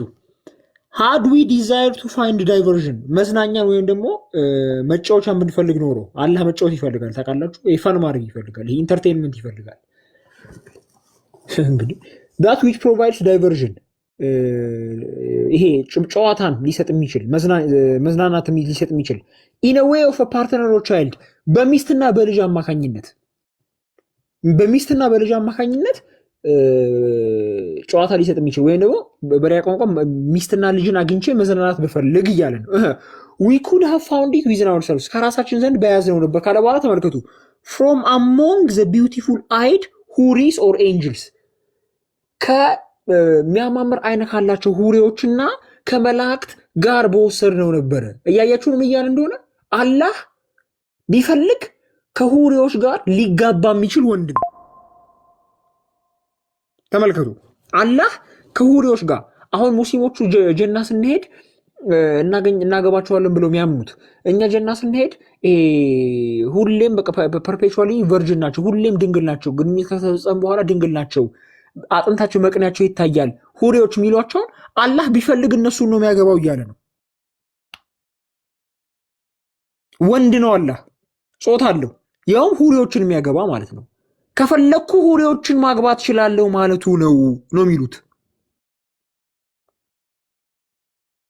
ተፍሲር አልጃለሌን ሱረቱል አንቢያ ምዕራፍ 21 ቁጥር 17 አላህ ወንድ መሆኑ ብቻ አይደለም ማንን እንደሚያገባ ታያገሉ፣ ሁሪዎችን ነው የሚያገባው። ይሄንን ነው እንግዲህ የሚያመልኩት። እኔ እንግዲህ ከዚህ በላይ ጣዖት ከየት ይመጣ እንደሚችል ያላቅም ጋይስ። ከዛ ተመልከቱ from the beautiful eyed huris or angels መላእክትንም አግብቼ ልጅ መውለድ እችላለሁ እያለ ነው። ተመልከቱ from angels ከፈለኩ መላእክትንም አግብቼ ልጅ መውለድ እችላለሁ እያለ ነው። አላህ ወንድ ነው። ተመልከቱ ወንድ ነው። አላህ ከፈለገ መላእክትን ሁላ ማግባት ይችላል። እንግዲህ አሁን እዚህ ጋር የሚነሳው ጥያቄ ደግሞ ሌላ ከባድ ጥያቄ አለ። ሴት መልአክ አለ ወይ ነው የምንጠይቀው። ሴት መልአክ አለ ወይ? ሁሌ መላእክት በወንድ አንቀጽ የሚጠሩት ሴት መልአክ አለ ወይ? ሴት መልአክ ከሌለ እንግዲህ ግን ሴት መልአክ ሳይኖር አላህ መላእክትን አገባለሁ ካለ እንግዲህ አስቡት። እንግዲህ ሴት መልአክ ሳይኖር ግን ከፈለኩ መላእክትን አገባለሁ ካለ አስቡት። ሴት መልአክ ወንድ ሁሪስ አለ፣ ወንድ ሁር ላይ አለ። ወንድ ሁር ላይ እንግዲህ እስካሁን አላየንም። እንግዲህ ሴት ናቸው። ሴት አለች። ወንድስ? እዚህ በቃ ሴት ሊያገባ የሚችለው ወንድ ነው ማለት ነው። ጋይ አሁን ሁሪዎችን ብቻ እኮ አይደለም የሚያገባው እኮ ቃልዬ፣ መላእክትንም አገባለሁ እያለ እኮ ነው። አይ ነው መላእክትንም አገባለሁ ብለዋል። ሁሪዎችን አሁን መላእክቱ ሴት ናቸው ወይስ ወንድ ነው ጥያቄ ሆነ። ኤግዛክትሊ። ስለዚህ ሴት ካልሆኑ ወንድ ከሆኑ እንግዲህ ያው ምንም ነገር ነው ማለት ነው። የያህያ አባት ለዘካሪያ የተገለጠችለት ያናገረችው ሴት ናት ወንድ ናት? ቁርአን የሚናገረው እሷን ነው የሚያገባው አለ።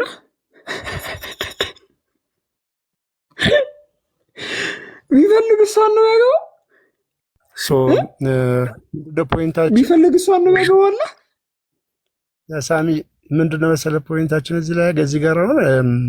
ኮሜንት ላይም ካያችሁ አይ ቲንክ ሙስሊሞች የተጫነባቸው ነው በቃ ዝም ብለው እንትን የሚያደርጉት። ወንድ ልጅ አታምልኮ ሲል እኛ በመለኮት ጾታ አለ ብለን አናምንም። ያ መለኮት የተገለጠበት ነው። እኛ ወንድ አታምልኩ ማለት ያለብን እኮ ቃልዬ፣ ቅድም እንዳልኩ ወንድ አታምልኩ ማለት ያለብን እኛ ነን። ምክንያቱም የሚያመልኩት ወንድ ነው።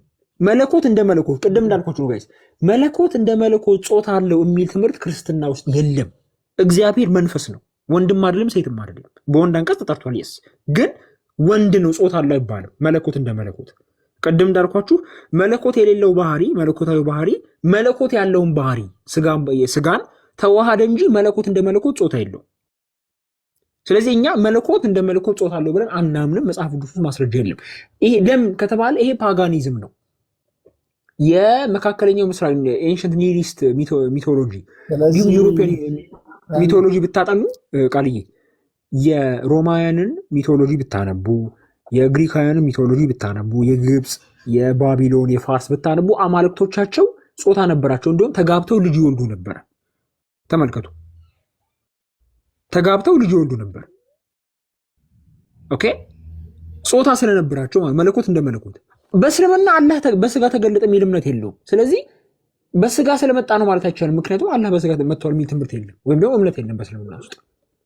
ግን ይኸው ጾታ አለው ይላል። ሌላ ተፍሲር ላሳያችሁ። ይሄ አልጃለሌን ብቻ እንዳይመስላችሁ ጋይስ። ይሄ አልጃለሌን ብቻ ኢብን አባስ ምን እንደሚል ላሳያችሁ። ኢብን አባስ ተፍሲር ኢብን አባስ ይሄ በቂ ነው፣ በቂ ነው። ይሄ ራሱ ሌላ ማሳየት አይጠበቅብንም። በቂ ነው። ቆይ አንዴ ይሄን ደግሜ ከዛው እንቀጥላለን። ተመልከቱ፣ ችግር የለም። then Allah revealed the following when they said that the angels are Allah's daughters እነዚህ መላእክት ያላህ ልጆች ናቸው ሲሉ አላህ ይሄን ያወረደ if we had wished to find a pastime መዝናኛ ወይ ደግሞ ጊዜ ማሳለፊያ በፈለግን ጊዜ if we wish to have daughters ልጅ እንዲኖረን በፈልግ ኖሮ ስለዚህ ልጅ እንዲኖረኝ አላህ ግንኙነት ፈጽሞ ልጅ መውለድ ይችላል። ግንኙነት ፈጽሞ ልጅ የሚያስወልድ ባህሪ ያለው ብፈልግ ኖሮ እያለ ነው። ልጅ እንዲኖረኝ ቢፈልግ ኖሮ ሴት ልጆች and it is said that this means እንዲህ ይሄን ትርጉሙ ማለት ነው if we wish to have a wife ሚስትም እንዲኖረኝ ብፈልግ ወንድ ነው አላህ። ተመልከቱ፣ ወንድ ነው አላህ። ሚስት እንዲኖረኝ ቢፈልግ ኖሮ ስለዚህ ወንድ ነው። የፍላጎት እንጂ የባህሪ ጉዳይ አይደለም። ባህሪ ያስችለዋል ግን አልፈልግም። ስለዚህ ግን ስቲል ያስችለዋል። and it is also said that this means ይሄም ትርጉሙ if we wish to have children ልጆችም እንዲኖረኝ ብፈልግ we could have found it from ourselves ምን ማለት ነው? from us from among the maidens of paradise ፓራዳይስ ጀና ካሉ ሁሪዎች መውሰድ እንችላለን። ኢብን አባስ ሁለተኛው ተፍሲር ነው ይሄን እያለ ያለው። አያችሁ፣ ከፈለኩ ሁሪዎችን ሚስት አደርጋለሁ፣ ሁሪዎችን አግብቼ ልጅ መውለድ እችላለሁ ሲል የሚለው ሁለተኛ ተፍሲር ነው። የመጀመሪያው አልጃለሌ ነው፣ ኢብን አባስ ነው። አላህ ሁሪዎችን አግብቶ ልጅ ሊወልድ የሚችል ወንድ ነው፣ ጾታ አለው። ያው ሙፈሲሮች ነው የሚሉት።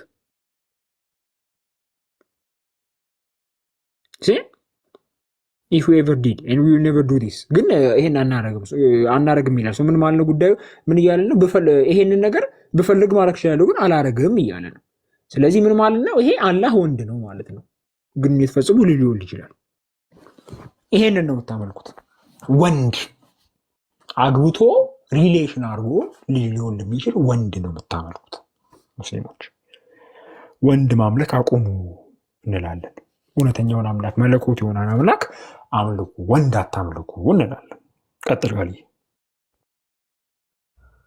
ኦኬ ቴንክ ዩ ሳሚ። ጠቅለል አድርገን ስናስቀምጠው ምንድነው ይህን ያነሳንበት አይ ቲንክ በየኮሜንቱ በየቪዲዮ ስትለቁ በየኮሜንቱ ይመጡና ወንድ ልጅ አታምልኩ በየእንትኑ በቃ ይሄ ላይክ ለሙስሊሞች በጣም በቃ ለጭንቅላታቸው የከበደ እስኪመስል ድረስ ስህተት እንደሆንን እንደተሳሳትን አድርገው ለእኛ የሚያሳዩበት ወይ ደግሞ ለእኛ የሚናገሩበት አንዱ ወያቸው ነው ማለት ነው። ይሄ ከሊቅ እስከ ደቂቅ ከኡስታዝ እስከ ደረሳ ከሴት እስከ ወንድ በቃ ይሄ ሙስሊሞች በየመስጊዱ አሮ ነው ሲወለዱ ጀምሮ ይሄንን መሰል የሚያስተምሯቸው በቃ የሚያውቁት ነገር ነው ማለት ነው። ኦኬ which is wrong ነው ማለት ነው። ይሄንን ነገር እንደዚህ ከተረዳ ማለት ነው እነሱ እንደዛ ካሉ ትክክል አይደለንም ማለት ነው። ኦፍ ኮርስ ልክ ናቸው። እኛ መለኮት ወንድ ልጅ ነው ብለን ካመለክን ስህተት ነው።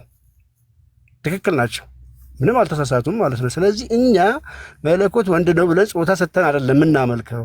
ስለዚህ አላህ ያልተገለጠ ከሆነ ጾታው ወንድ ከሆነ ስለዚህ እኛ መጠየቅ እንችላለን። ይህን ጥያቄ ክርስቲያኖች ይህን መጠየቅ ትችላላችሁ። በምን አይነት መልኩ? አጠር ባለች መልኩ መለኮት ወንደላጤ ነው ብላችሁ አታምልኩ ብላችሁ ልትጠይቁ ትችላላችሁ። መለኮት ወንደላጤ ነው ብላችሁ ልትጠይቋቸው አታምልኩ ብላችሁ ልትጠይቋቸው ትችላላችሁ። መረጃ ካላችሁ ሱራ 601 እስከ ተፍሲሩ መስጠት ትችላላችሁ። ሌላው ቢቀር በርካታ ቦታ ላይ በጣም ብዙ ሚስት የሌለችን ሲሆን የሚለውን ከነ አንደምታቸው እንደማለት ነው እንደኛ። ስለዚህ መለኮት ወንደላጤ ነው ብላችሁ አታምልኩ፣ አላህ በመለኮቱ ወንደላጤ ነው ብላችሁ አታምልኩ ብላችሁ መጠየቅ አለባችሁ። ክርስቲያኖች ጠይቋቸው። ይህንን ትምህርት ልናስተምራቸው ይገባል ማለት ነው ከዛሬ ጀምሮ። ምክንያቱም ሮንግ ከሆነ በደንብ ይረዱታል ብዬ አምናለሁ። የሆነ እኛ ወንድ ልጅ ብቻ ስንለው ሲምፕል ይመስላችኋል። ስለዚህ አላህ በመለኮቱ ወንደላጤ ነው ብላችሁ አታምልኩ። አላህ በምኑ በመለኮቱ ስላልተገለጠ አላህ መለኮቱ ከሆነ መለኮቱ ደግሞ ሚስት እፈልጋለሁ ካለ ወንደላጤ ነው በባህሪው እና ይህን ለማስቀመጥ ነው። ፍቅረ ዌልካም ናችሁ። ሰላም ናችሁ ወይ? አላህ ግን አልተገለጠም ወይ? የሚታይ አይደለም ወይ? አላህ የኢብራሂምን ታሪክ ስትመለከት ኢብራሂም ለአባቱ ለአዞር ምን የጠየቀው ነገር ምንድነው? አማልክትን ታመልካለህ ወይ ብሎ በወቀሰው ጊዜ አላህ ምን ይለዋል? ኢብራሂም ካረጋጋጮች ይሆን ዘንድ የሰማይና የምድርን መለኮት አሳየ ነው ይላል። አላህ ነው የሚያሳየው። ምንን? መለኮትን። አላህ የተባለው አካል ሌላ ደግሞ መለኮትን ያሳይቶታል። ሁለት መለኮት ነው ያለው፣ የሚታይ መለኮትና የማይታይ መለኮት። ከዛ በኋላ ፀሐይዋን ያያታል ኢብራሂም፣ ስትገባ ስትወጣ ጌታዬ ነው፣ ስትጠልቅ ደግሞ ጠላቂው አይደለም እያለ የሚከራከርበት ታሪክ ላይ ስታየው አላህ የሚታይ ያለው የማይታይ መለኮት አለው።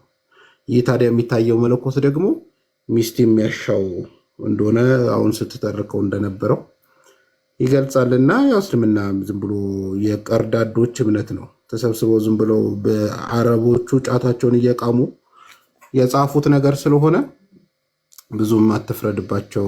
ሲያይ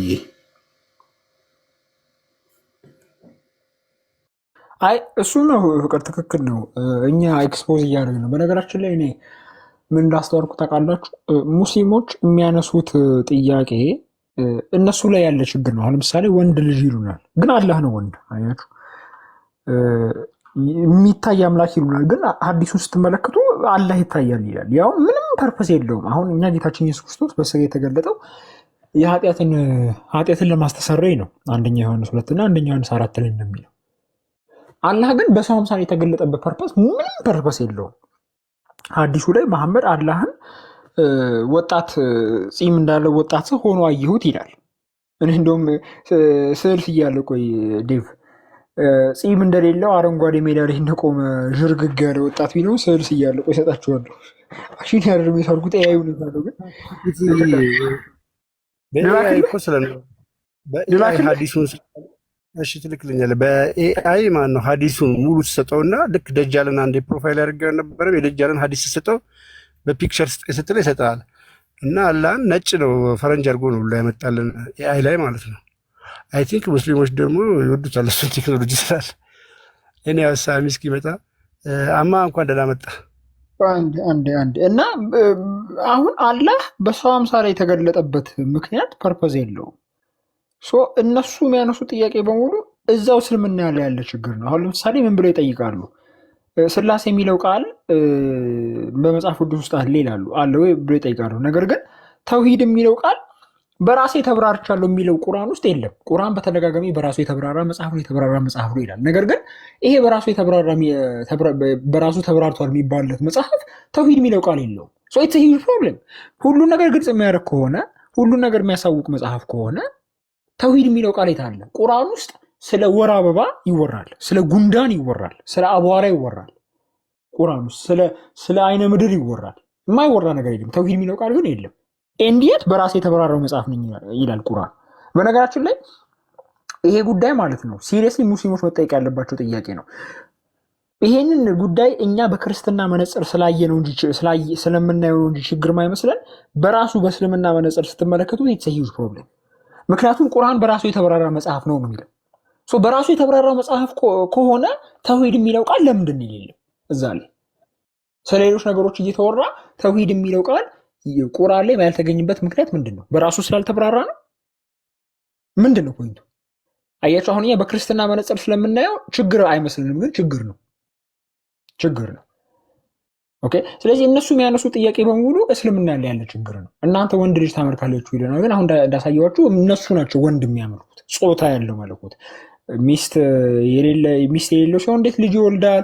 በፈልግ ኖሮ ሚስትና ልጅ ይዝ ነበረ እያለ ወንድነቱ የሚናገር በቁርአን ነው። ወደ ተፍሲሮቹ ስንገባ ደግሞ ከፈለገ ሁሪዎችን ሊያገባ ይችላል፣ ሁሪዎችን ከፈለገ መላእክትን ሊያገባ ይችላል የሚባልለት ወንድ ነው አለ።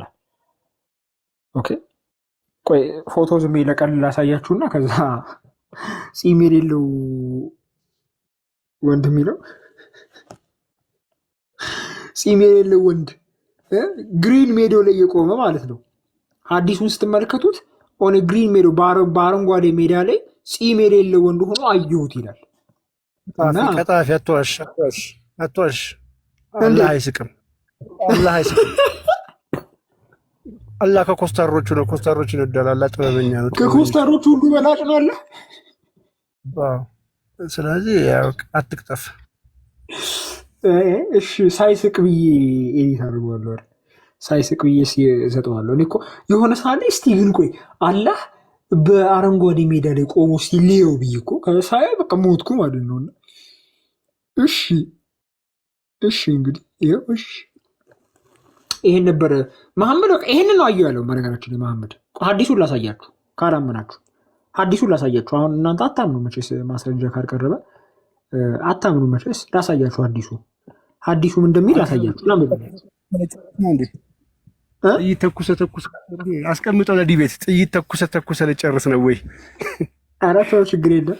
ለዲቤት ሲገቡ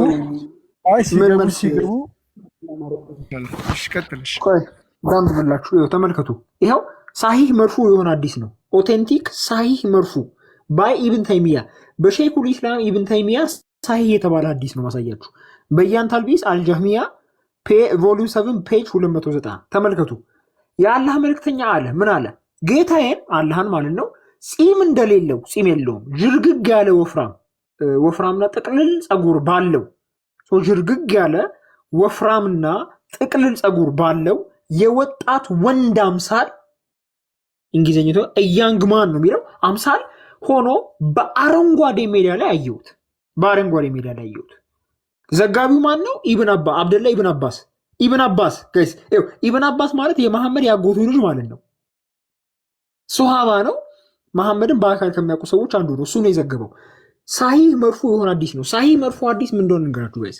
ሳሂህ መርፉ ማለት ከሌሎች ሳሂህ ሐዲሳት ራሱ የበለጠ ተቀባይነት ያለው ማለት ነው። ኦኬ የበለጠ ተቀባይነት ያለው ሐዲስ ማለት ነው። ከሌሎቹ ሳሂሆች ሁላ የበለጠ ተቀባይነት አለው። ከሳሂህ መርፉ የበለጠ ሐዲስ ሳሂህ ሙርሱል የሚባሉ ሐዲሶች አሉ። ሳሂህ ሙርሱል እና ሳሂህ መርፉ በጣም ተቀባይነት ያላቸው ሐዲሳት ናቸው። ከነሱ በላይ ተቀባይነት ያለው ቁርአን ነው በእስልምና ውስጥ። ምን ይላል? በእንግሊዝኛው ደግሞ ላንብላችሁ። ዘ ሜሴንጀር ኦፍ አላህ ሴድ፣ ያለ መልእክተኛ አለ አይ ሶ ማይ ሎርድ፣ ጌታዬን አየሁት ኢን ዘ ፎርም ኦፍ ያንግ ማን፣ በወጣት ወንድ አምሳል ዊዝ ኖ ቢርድ፣ ያለ ፂም ዊዝ ፍሎዊንግ ሄር ዳት ዋዝ ከርሊ ኤንድ ቲክ፣ ዥርግግ ያለ ጥቅልል ወፍራምና ዥርግግ ያለ ጥቅልል ፀጉር ያለው ሆኖ አየሁት። ኢን ግሪን ሜዶ፣ በአረንጓዴ ሜዳ ላይ አየሁት። ይኸው አረብኛው ከፈለጋችሁ ደግሞ አረብኛው ደግሞ ላሳያችሁ። አረብኛ ይሄ ነው የሐዲሱ ኩል አረብኛው። መሐመድ ምንድነው አየው እያለ ያለው? መሐመድ ምንድነው አየው እያለ ያለው? ይሄንን ነው አየው እያለ ያለው። በቃ ይሄ ነው። ፂም የለውም፣ ፀጉሩ ዥርግግ ያለ ወፍራም ነው፣ ከርሊ ነው፣ ወጣት ወንድ አምሳል ነው፣ ፂም የለውም፣ አረንጓዴ ሜዶ ጀለስ። ይሄንን ነው አየው እያለ ያለው መሐመድ። በቃ ያየው ይሄንን ነው። ይሄ ነው አላህ በሐዲሱ መሰረት በቃ አላህ ይሄ ነው። በውስጥ መስመር ስዕሉን ጠይቁና አላክላችሁ የምትፈልጉ ሰዎች ማለት ነው። እና ይሄንን ነው እላችኋለሁ። ወንድ አታምልኩ እንላለን። በወንድ አምሳል ነው ያየው። ተመልከቱ። ኢን ዘ ፎርም ኦፍ ያንግ ማን ነው የሚለው። በወንድ አምሳል ኢን ዘ ፎርም ኦፍ ያንግ ማን፣ ወንድ ነው አላህ የምንለው ለዚህ ነው ማለት ነው። ለዚህ ነው። ቀጥል ብዬ ስዕሉ የምትፈልጉ በውስጥ መስመር ነው።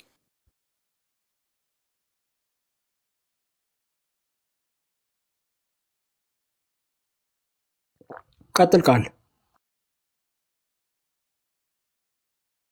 ቆስጠንጢኖስ ፍቅረ ይቀጥሉ። አልራድ ሳሂህ አውሩ እናንተ። ሰላም እንዴት አመሻችሁ?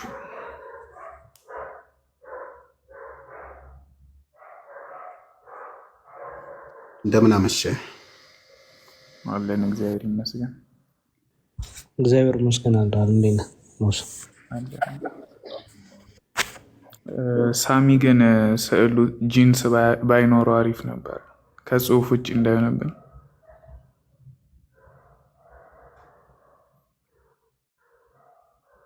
በአረብ ልብስ ይሆን? በአረብ ልብስ ያኔ በ7ኛው ክፍለ ዘመን የነበረ የአረብ ልብስ ጂንስ የዚህ ዘመን ነውና ገለቤ ያድርግለት።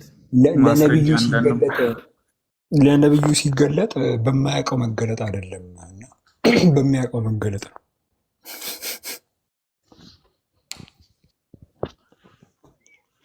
እኔ እኮ የሚያስቀኝ ለምን መሰላችሁ ጋይስ? በቁም ነገር ለምስ ልንገራችሁ።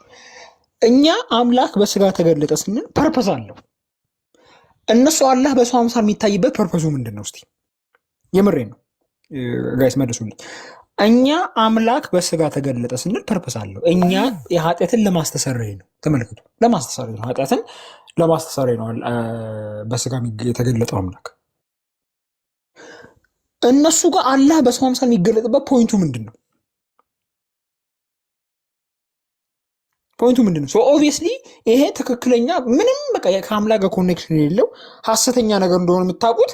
አላህ በሰው አምሳል የሚታይበት ምንም ዓላማ የለውም። በቃ አሁን መሐመድ ይሄን ነገር የተናገረው በቃ አምላክ ይገለጥልኛል ፈጣሪን አይቼዋለሁ ብሎ ራሱን ተቀባይነቱን ለመጨመርና ሰዎች እሱን በይበልጥ እንደ ነብይ እንዲቀበሉት የፈጠሩት ተርተርት እንጂ ምንም ፐርፐስ የለውም። አላህ በሰው አምሳል የሚታይበት ፐርፐስ ምንድን ነው? እስቲ ጋይስ አስረዱን። የምሬን ነው።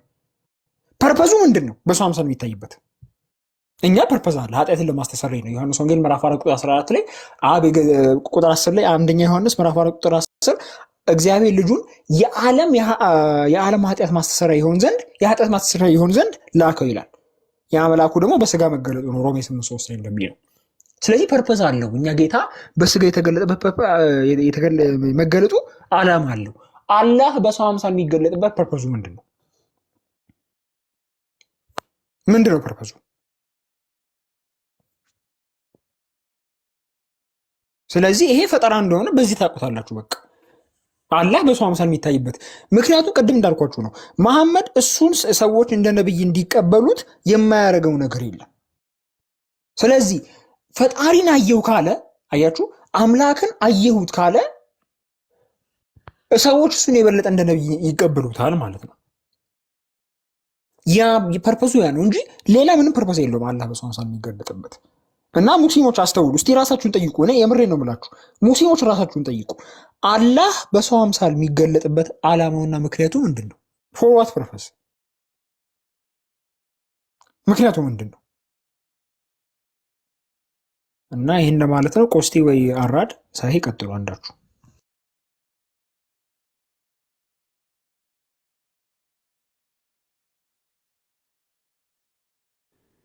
ቃሎት ያሰማልን ሙሲ።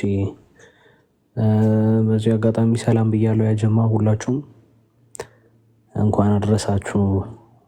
በዓሉ አሪፍ ነበረ።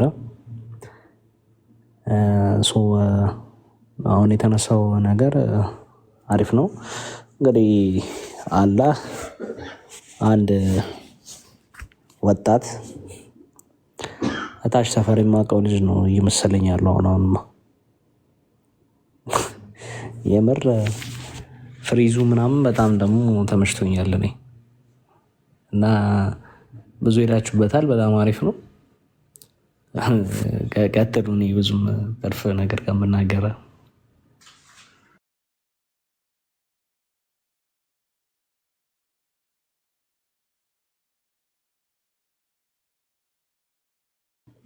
ወይ ሙስሊም እንቀበልና እንትን እንበል። እንዴት ነው አቅማችሁ? ሰሚ እሺ ችግር የለም ይምጡ። በተለይ ያብራሩልን። በተለይ ይሄን ሐዲስ እንዲያብራሩልን እንፈልጋለን። ለመሰላችሁ አላህ አንደኛ ወንድ ነው። ይሄን ይመኑልን። ቁርአኑ የሚናገረው ነገር ነው። ሐዲሱም ያም ሳሂህ መርፉ የሆነ ሐዲስ ጋይስ፣ ሳሂህ መርፉ የሆነ ሐዲስ ማለት ቀደም እንዳልኳችሁ ሳሂህ መርፉዕ እና ሳሂህ ሙርሱል የሆኑ ሐዲሶች ከሌሎቹ ሳሂህ የሆኑ ሐዲሶች ሁላ ተቀባይነት የበለጠ ተቀባይነት አላቸው። ከነሱ በላይ ተቀባይነት ያለው ቁርአን ነው። በቃ ቁርአን ነው ከነሱ በላይ ተቀባይነት ያለው።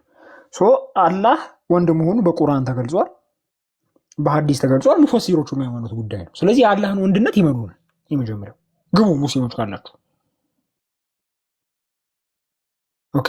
ሲቀጥል ደግሞ በሰው አምሳል ተገልጧል አላህ ሳሂህ መርፉዕ የሆነ ሐዲስ ላይ እንደተናገረው መሐመድ ከዚህ በፊት ለመናገር እንደሞከርነው መሐመድ ከኔ አፍ የሚወጣ ሁሉ ዋሂ ነው ብሎ ተናግሯል። ከኔ አፍ የሚወጣ ሁሉ ዋሂ ነው ብሏል። ስለዚህ አላህን በሰው አምሳል ተገልጦ አየሁት ካለ ያ ንግግሩ ዋሂ ነው፣ ዋሂ ነው፣ የአላህ ቃል ነው። በተለይ አሁን እዚህ በሱኒው እስልምና የአላህ ቃል ቁርአን ነው ብቻ ነው ተብሎ አይታመንም። ቁርአንም ሐዲስም የአላህ ቃል ናቸው። ስለዚህ ሳሂህ መርፉዕ የሆነው ይሄ ሐዲስ የአላህ ቃል ነው። ግን ምንድነው እያለ ያለው? አላህ በሰው አምሳል ተገልጧል እያለ ነው። ምክንያቱ ምንድን ነው? አላህ በሰው አምሳል የሚገለጥበት ምክንያቱ ምንድን ነው? ዋይ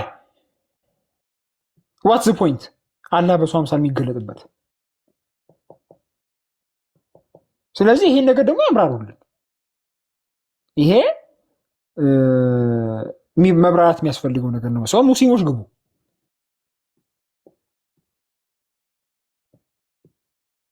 አራራለ አለው ሀሳብ ካለ ተናገር።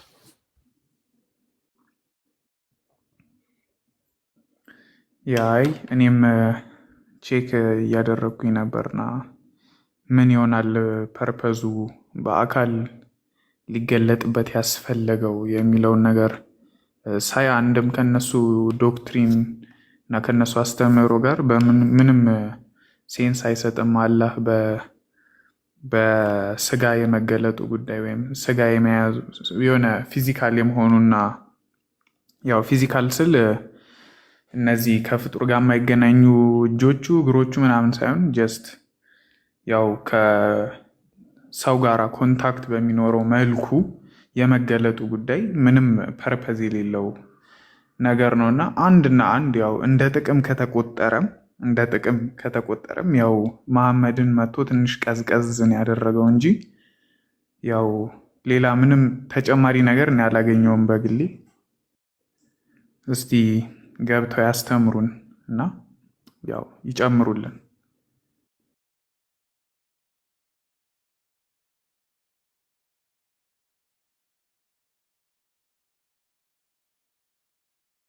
ያ ትክክል ነው እንዳልከው። አሁን በተለይ በአላህ ጾታ ጉዳይ ላይ ጋይስ እኔ አሁን የኔ ቲክቶክ እዚሁ አካውንቴ ላይ የሙስሊሞች አምላክ አላህ ወንድ ነው የሚል ታይትል አለኝ።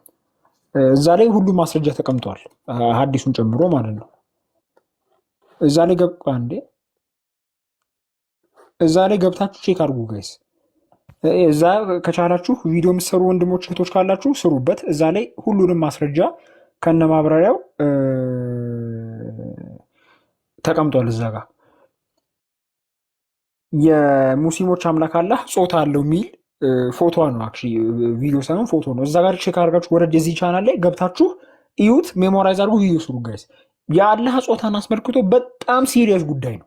ምክንያቱም አሁን እነሱ ገባቸው አንደኛ ክርስትና ሮንግ ነው ብለው የሚያስቡበት ምክንያት ምንድን ነው? የሙስሊሞች አምላክ ማለት የክርስቲያኖች አምላክ ወንድ ነው ብለው ያስባሉ። ይሄ ሐሰት ነው። ኦልሬዲ አብራርተነዋል። ግን እነሱ ማያውቁት ጉዳይ ምንድን ነው? የሙስሊሞቹ የነሱ የራሳቸው አምላክ አላህ ወንድ ነው። ይሄ በጣም ቫይራል መውጣት ያለበት ጉዳይ ነው ጋይስ። የኔ የዚህ አካውንት ላይ ገብታችሁ የሙስሊሞች አምላክ አላህ ጾታ አለው የሚለውን በደንብ ሜሞራይዝ አድርጋችሁ ቪዲዮ ስሩበት፣ ቫይራል ይውጣ ጋይስ ከምታስቡ በላይ። አሁን አንድ የነሱ አፖሎጂስት ነው የሚል ልጅ አለ። እንትኑ ታውቁታላችሁ ልጁን፣ ይሄ መፈከርን በለው ቀጣዩ ትውልድ ወንድ ልጅ አያመልክም ይላል። ኖት ሪላይዚንግ አሁን እሱ ወንድ ነው እያመለከ ያለው። ምናልባት ተፍሲሩን ላያውቀው ይችላል፣ ተፍሲሮቹን አዲሳቱ ላያውቃቸው ይችላል። ስለዚህ ይሄ ጉዳይ አብዛኛው ሙስሊም ሊያውቀው የሚገባ ጉዳይ ነው። አብዛኛው ሙስሊም ማለት ነው። ገባችኋ? ምን እንደሚያምኑ አያውቁም። በትክክል አምላክ ወንድ ነው ብሎ የሚያስተምረው እስልምና ነው፣ መለኮት እንደመለኮት። የኔ አሁን አካውንት ላይ ግቡና ሜሞራይዝ አድርጉት፣ አንብቡት፣ ቪዲዮ ስሩበት። የሙስሊሞች አምላክ አላህ ጾታ አለው የሚል እያንዳንዱ ማስረጃ ተቀምጧል እዛ ጋር። የቁርአኑም የተፍሲሮቹም የሐዲሱ ማስረጃ ተቀምጧል እዛ ጋር ማየት ትችላላችሁ። እና በጣም ሲሪየስ ጉዳይ ነው። ሲሪየስ ላችሁ ብዙም እኛ ቦታ አልሰጠነውም፣ ግን ለነሱ ብዙ ቦታ ሰጥተውታል። ይኸውላችሁ እነሱ ይሄ የአምላክ ጾታ አለው የሚለው ጉዳይ ለነሱ በጣም ትልቅ ቦታ የሰጡት ጉዳይ ነው። ግን እነሱ ናቸው እንደዚህ አይነት ሃይማኖት ውስጥ ያሉት ማለት ነው። ለእነሱ ብቻ ሳይሆን ለእኛም እኮ አምላክ ጾታ አለው ብለህ ከሰየምኩ ትልቅ ችግር ነው። ለእነሱ ብቻ ሳይሆን እኛም አምላክ ጾታ አለው አንልም። አምላክ መለኮት ማለታችን ነው። አምላክ ስንል በመለኮቱ ጾታ አለው አንልም። መለኮት ጾታ አለው ስለማለት እነሱ ግን መለኮት ጾታ አለው ነው የሚያምኑት። ይሄ ሁለቱ ዲፈረንስ በደንብ መታየት አለበት። አልገባቸውም እነሱ። ሰው ልናስረዳቸው ይገባል። ይቅርታ ሳምዬ፣ ለዛ ነው እንትን ያልኩ በደንብ እንድታጠራው ስለፈለግኩ ነው። ችግር ትክክል። ቅድም እንዳልኩ ነው እኛ መለኮት እንደ መለኮት ጾታ የለውም። ጌታችን ኢየሱስ ክርስቶስ ወልድ በስጋ ከመምጣቱ በፊት ጾታ አልነበረው። መለኮት ነው፣ አምላክ ነው፣ እግዚአብሔር ልጅ ነው፣ መንፈስ ነው። አንደኛ ቆሮንቶስ ምዕራፍ 15 ቁጥር 45 ላይ እንደሚናገረው ሁለተኛው ሰው ሕይወት የሚሰጥ መንፈስ ሆኖ ይላል። መንፈስ ነው፣ መለኮት ነው። አያችሁ፣ መለኮት እንደ መለኮት ጾታ የለውም በክርስትና አስተምሮ። በስጋ ሲመጣ ግን አያችሁ፣ አሁን የባሪያን መልክ ያዘ ይላል። የባሪያን መልክ ያዘ ማለት ማለት ነው ሰውነትን፣ ይሄ ሂውመን ኔቸር የሚባለው ሰዋዊውን ባህሪ የራሱ ባህሪ ያደረገ ያ ወይም ደግሞ ከመለኮታዊ ባህሪ ጋር አዋሃደው፣ ዩናይት አደረገው፣ ሃይፖስታቲክ ዩኒየን። ስለዚህ ይሄ ከመለኮት ጋር የተዋሃደው ስጋ ነው ጾታ ያለው እንጂ መለኮት ጾታ የለውም። ስለዚህ መለኮት ጾታ የሌለው አካል፣ ጾታ የሌለው ዲቫይን ፐርሰን ጾታ ባለው ባህሪ ተገለጠ። ስጋው ነው ጾታ ያለው እንጂ መለኮት እንደ መለኮት ጾታ የለውም። ጾታ የሌለው መለኮት በስጋ ተገለጠ። ጾታ ባለው ሰው ጾታ የስጋ መገለጫ ነው። እነሱ ግን ራሱ መለኮት ነው ጾታ አለ ብሎ የሚያምኑት። ለምንድን አላህ በስጋ ተገለጠ የሚል እምነት የለም በእስልምና ውስጥ። በእስልምና ውስጥ አላህ በስጋ መጣ፣ አላህ ከመለኮታዊ ባህሪው ጋር ሰዋዊ ባህሪን አዋሃደ፣ አላህ በስጋ ተገለጠ የሚል እምነት የለም። መለኮት ብቻ ነው ተብሎ የሚታመነው። ግን ጾታ አለው። የሚፈልግ ሚስት ሊያገባ ይችላል። ሚስት የሌለኝ ሲሆን በማለት ሚስት ሊኖረው እንደሚችል ሚስት ሊያስይዝ የሚችል ባህሪ እንዳለው ይናገራል። በወንድ አምሳል ይገለጣል። ሳሂ መርፉ በሆኑ ሐዲሶች ላይ እንደምናየው ኦኬ። ከፈለገ ደግሞ ከሁሎች ሊያገባ ይችላል። ተፍሲሮች ላይ እንደሚለው መለኮት ሆኖ እንዳለው ወንድ ነው፣ ጾታ አለው። መለኮት እንደ መለኮት ጾታ አለው። ይሄ ደግሞ ፓጋኒዝም ነው። ቅድም እንዳልኳችሁ የጥንት ጣዖት አምልኮችን ስትመለከቱ አያችሁ፣ የጥንት ጣዖት አምልኮችን ስትመለከቱ መለኮት እንደ መለኮት ጾታ አለው ብሎ ያምኑ ነበር ፓጋኖቹ። አሁን ለምሳሌ የሮማውያንን ጣዖት አምልኮ ስትመለከቱት ጁፒተር ጁኖ ከምትባል ጣዖት ጋር ብዙ ልጆችን ይወልዳል። ማርስ የሚባል ልጅ ይወልዳል። ቪነስ የምትባል ልጅ ይወልዳል። አሁን ፕላኔቶቹ የተሰየሙት በነገራችን ላይ በጣዖታት ስም ነው። በጣዖታት ስም ነው ፕላኔቶቹ የሰየሙት። እያንዳንዱ ፕላኔት የጣዖት ስም ነው፣ የሮማውያን ጣዖት ስም ነው። ኦኬ። በጣም ብዙ ልጆችን ይወልዳል። ጾታ አለው። አያችሁ፣ መለኮት እንደ መለኮት ጾታ አለው ተብሎ ይታመናል። ይሄ ፓጋኒዝም ነው። አያችሁ። ስለዚህ አላህ መለኮት እንደ መለኮት ሆኖ አላህ ጾታ አለው። ሚስት ሊያገባ ይችላል፣ ልጅ ሊወልድ ይችላል፣ በሰው አምሳል ይገለጣል፣ ሁሎችን ሊያገባ ይችላል ከተባለ ፓጋኒዝም ነው። ምንም ሌላ ነገር የለውም። ስለዚህ ይሄ እነሱ አያውቁትም። ስለዚህ ሼር አድርጉት በሙሉ ማስረጃውና ማብራሪያው። እኔ እዚህኛው አካውንቴ ላይ የሙስሊሞች አምላክ አላህ ጾታ አለው የሚል ፔጅ አለ። እዛ ጋር ማስረጃው በሙሉ ተቀምጧል። ገብታችሁ ሼር አድርጉት። እናንተ ቪዲዮ ስሩ ማለት ነው። ቀጥሉ፣ ወይ ቆስቲ ወይ ቃል።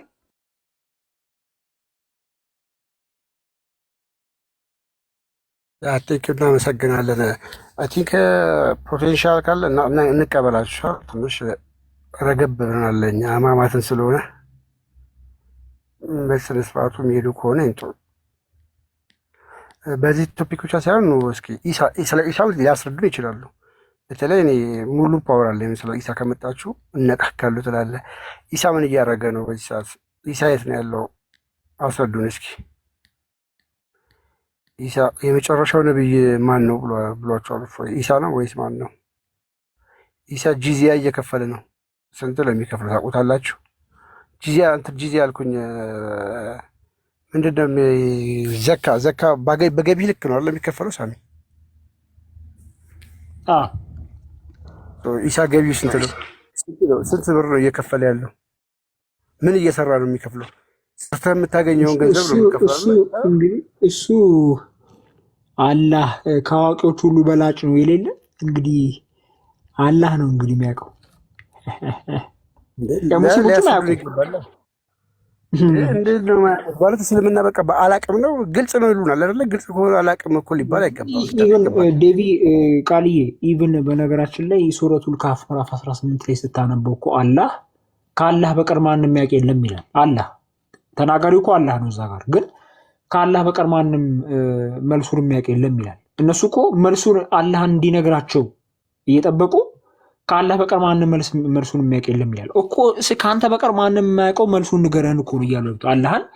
አንተ ብቻ ነው መልሱ የምታውቀው፣ ግን አንተ ብቻ የምታውቀውን ያን መልስ ንገረን፣ አንተ ብቻ የምታውቀው መልስ ንገረን ሲሉት መልሱ አላህ ብቻ ያውቀዋል ነው መልሱ።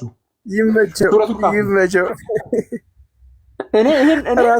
ራሱ እኮ ተናጋሪ እንደዛ ስለሆነ ነው፣ በግልጽ ነው እኮ የሚያስታውቀው አላህ ነው ብሎ። ቃልዬ ጌታ ምስክሬ ማለት ነው። የኔን የራሴን አንድ ምስክርነት እንኳን አይገና ይባለው፣ ግን የሆነ ገጠመኝ ልንገራችሁ። ሱረቱል ካፍን ለመጀመሪያ ጊዜ ያነበብኩት ገና ንጽጽር እንደጀመረን አካባቢ ነው እና ለመጀመሪያ ጊዜ ሲጠቃቀሱት ሰንበው እና ይሄ ገና ጀማሪ እያለን በቃ መጽሐፍ ቁርአን ከመጽሐፍ ቅዱስ እና ከሌሎች ምንጮች ኮርጇል እና የሚለውን ነገር ቼክ እያደረግን እዚህም ይሄም 18ኛው ሱራ ላይ የተኮረጀ ታሪክ አለ ምናምን ሲባል የሰማና ገና ጀማሪ እያለን ነው የምነግራችሁ። ትንሽ ቆይት ብሏል አክቹሊ። ከዛ ሙሉ ምዕራፉን ሳነበው ማለት ነው የምሬን ነው ብላችሁ በቃ ማለት የሳኩት ሳቅ እኔ የማይረሳኝ ሳቅ ነው ማለት ይሄንን ነው የሚያምኑት ነው ያልኩት። በቃ ማለት በቃ በግልጽ መሐመድ ነው እየወራ ያለው እዛ ጋር መመለስ ማይችለውን ጥያቄ ነው እየጠየቀ ያለውና በኋላ ላይ አስባቡን ኑዙልና ታሪኩን ሳነብ ለካ ጥያቄ ጠይቀውት መልስ መስጠቱ ነው። ጥያቄ ጠይቀውት መልስ መስጠቱ ነውና በቃ ማለት እንዴት እንደሳኩ እንዴት ማመን እንዳቃተኝ ልነግራችሁ አልችልም። በቃ ይሄንን ነው የሚያምኑት ብዬ ማለት ነው። መልሱን ንገረኝ ሲሉት ከአምላክ መገለጥ ወረደልኝ አለ፣ ጥያቄውን አስመልክቶ ማለት ነው። ግን ለጥያቄው መልሱ ምንድነው? አምላክ ያውቃል ነው። አስበዋል። እነሱ እኮ አላህን ነው እየጠየቁ ያሉት። አላህ ግን ምን እያለ ነው? ከአላህ በቃ መልሱን የሚያውቀው የለም እኮ አንተ ብቻ አላህ ብቻ የምታውቀው መልስ ንገረን ሲሉት መልሱን አለ የሚነግራቸው ከኔ በቀር ማንም አያውቅም የለም ይላል። ገብታችሁ ካላመናችሁ ሱረቱ 18ኛውን የቁርአን ምዕራፍ አንብቡት እና በቃ ማት አታምኑ። ቀጥል ቃልዬ።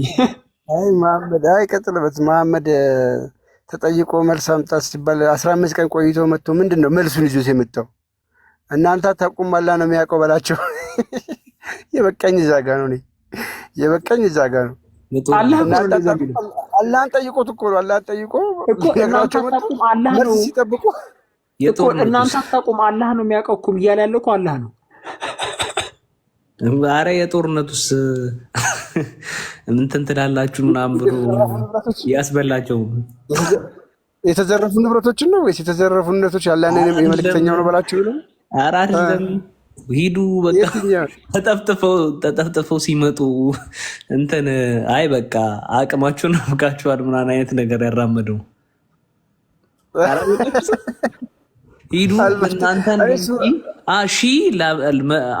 አስሩ ለመቶ ምናምን ብሎ ዘጋግሷቸው ከዛ በቀጣይ ተጠፍጥፈው ሲመጡ ውጊያ ላይ እንዴት አላስታውሳችሁትም? አዎ 1-10 የሆነ 1-10 እሳት አራድ አፊ ቁርጥ ይበል ተጠፍጥፈው ሲመጡ ከዛ በኋላ በቃ ኧረ ክፈተው ጎስ ክፈተው ቁራኑን አልቻልኩም። በቃ እሱ ቁራን ካስቀጠቀጣቸው ተቀየረ እንዴ? ካስቀጠቀጣቸው ተቀየረ የለውም 100 ነው እንዴ ነበር አራድ 100 ከዛ በኋላ ዝቅ አደረገው ተጠፍጥፎ ሲመጡ ሬሾ ተቀነሰ። እስኪ ዶክተርን አናግሩት። እስኪ በዚህኛው ላይ ውስጥ ክፈትና ዶክተርን አውራው። ዶክተር ሰላም ለእናንተ ይሁን። እኔ ብዙም ሀሳብ ለመስጠት አይደለም። በጣም የገረመኝ ነገር የሰራችሁት ስራ ዛሬ እንኳን ባይታወቅም የእውነቴን ነው የምላችሁ ትልቅ ስራ ነው የሰራችሁት። የተሸፈነው በጨለማ የተከደነውን መንፈስ ነገር ለጣችሁት። በፊት እንደምታውቁት ከአረብኛ ጋር ቀላቅሎ ልክ አስፈሪ ሃይማኖት አድርጎታል ታውቃላችሁ። እና በሂደታችሁ ውስጥ በተጠንቀቅ ስለምትንቀሳቀሱ ያለ መረጃ ስለማትናገሩ የእውነት ነው የምላችሁ ላደንቃችሁ። እኔ ቆስጠንጢኖስን አውቀዋለሁ ከኢፎይ ጋር አንድም ቀን ጠፍቶ አያውቅም ካጠገቡ። ሌሎችም እንደዚህ የማውቃቸው ይመስለኛል፣ ይከታተላችኋለሁ። የእውነቴን ነው የምላችሁ። እግዚአብሔር ይባርካችሁ። ትውልዱን ለማዳን ያደረጋችሁት ነገር ትልቅ ነው። ኢንዲቴል ነው ስለማውቀው ነው። ሰው ያውን ያነባል፣ አይፈራም፣ ያጠነዋል። አንድ ሰከንድ 10 ሰከንድ እንኳን ትሆን የሆነች ጥያቄ ልክ ስክሮል እያደረገ ቲክታክ ላይ ስመጣ ጥያቄ ይሆንበታል። ሎጂካሊ ልንገራችሁ ነው እና የእውነት ነው የምላችሁ በጣም የተዛባ ብዙ ነገር ነው ያለው። እንግሊዝኛም የትኛውንም በየትኛው ቋንቋ ብታነቡት የምናውቀው ነው፣ ግን እንደዚህ ደፍረን ማናገር አልቻልንም ነበር። በጣም እግዚአብሔር ይባርካችሁ፣ ቀጥሉበት። በየትኛው ማንግል ደግሞ ኢኮኖሚካሊም፣ አካዳሚካሊም፣ ፖለቲካሊም፣ ሶሻል ኤቭሪቲንግ አጠገባችሁ ከጎናችሁ ነን። ምንም የውሸት ትምህርት ይዞ አይቀጥሉም፣ ትውልድ አይጠፋም። እውነቴን ነው የምላችሁ። እግዚአብሔር ጠብቃችሁ ቀጥሉበት ነው የምለው። እንደናንተ እኔ አልችልም፣ በዛ በኩል ብዙም አይደለም። እናንተ ግን በርቱልን ለማለት ነው። ይሶክ ቴንክ ዩ ሙፈስ።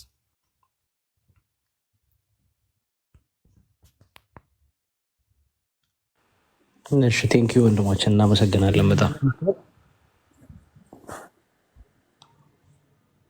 ሳምሻ ቁርአን። በነገራችን ላይ ኢቭን የሱረቱል ኢምራንን አስባብን ኑዙል ብታነቡት የሶስተኛው ምዕራፍ ማለት ነው። ሱረቱል ኢምራን እንግዲህ ሶስተኛው ሱራ ነው። አስባብን ኑዙል ስታነቡት በቃ ትሞታላችሁ። እንደውም መክፈት ትችላለህ ውስጤ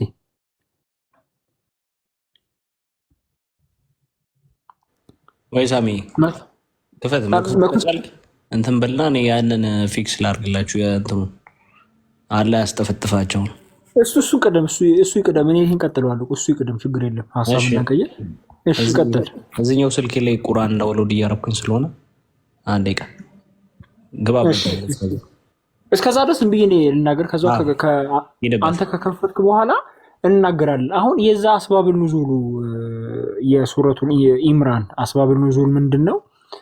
የነጅራን ክርስቲያኖች የየመን ጠረፍ የነበሩ ክርስቲያኖች መሐመድን ሊያናግሩት ይመጣሉ እና ከዚህ በፊት ኦልሬዲ ያያቸው ኢሳ ቃል ነው ብሎ ተናግሯል። ኦኬ ኢሳ ቃል ነው ምናምን ብሎ ተናግሯል እና በዛ አንስተው ኢሳ ቃል ነው፣ ስለዚህ ያለ ቃል ደግሞ ፍጡር አይደለም፣ ስለዚህ እንዴት ፍጡር ሊሆን ይችላል ብለው ቁርአኑን እየጠቀሱ አናገሩት። ማን ነው የሚገርማችሁ?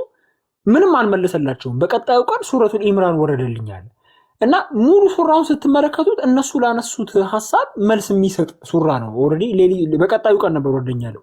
ሌሊቱን ሙሉ ሲቀጣጠፋት አደረና ሱራዋን ማንበብ ጀመረና ቁጥር 7 ላይ ምን ይላል? በቁርአን ውስጥ አለ ሙተሸቢህ የሚባሉ ኮንሴፕቶችን አመጣ። በቁርአን ውስጥ አንዳንዶቹ አንቀጾች ግልጽ ናቸዋል፣ አንዳንዶቹ አንቀጾች ደግሞ ግልጽ አይደሉም ማለት። አሁን አንዳንዶቹ አንቀጾች ግልጽ አይደሉም ሲል ምን ማለት ነው? ስፔሲፊክሊ የነጅራን ክርስቲያኖች የጠቀሷቸውን አንቀጾች ነው። የኢሳን ቃል ኢሳ ቃል መባሉን አስመልክቶ ማለት ነው። እነሱን መሰል የሆኑ አንቀጾችን ነው ሪፈር እያደረጋለሁ። ግልጽ ያልሆኑ አንቀጾች ናቸዋል። በሌላ ቋንቋ ምን ማለት ነው? በራሱ ቁርአን ሲሞግቱት መልስ መስጠት አልቻለም። ስለዚህ ሪስፖንድ አድርጎ ያቀረበው ምንድን ነው? አይ በቃ እነዚህ የቁርአን አንቀጾች ግልጽ አይደሉም፣ ትርጉማቸውን አላህ ብቻ ነው የሚያውቀው። ትርጉማቸውን አላህ ብቻ ነው የሚያውቀው። ስለዚህ እነዚህ የቁርአን አንቀጾች እየጠቀሳችሁ አትሞግቱኝ ነው። ምክንያቱም እኔ ፍጡር ሆነ ሌላውን ፍጡር የእነዚህን ትርጉም አያውቀውም። ስለዚህ እየጠቀሳችሁ አትሞግቱኝ። ለምን ትሞግቱኝ ያላችሁ? እነዚህ አንቀጾች እኮ ግልጽ አይደሉም፣ ከአላህ በቀር ትርጉማቸውን እኮ የሚያውቀው የለም አለ ማለት ነው። ግን በጣም በሚያስቅ ሁኔታ በሌሎች ቦታዎች ላይ ቁርአን በራሱ የተብራራና ነገር ሁሉ ገላጭ የሚያደርግ መጽሐፍ እንደሆነ ይናገራል።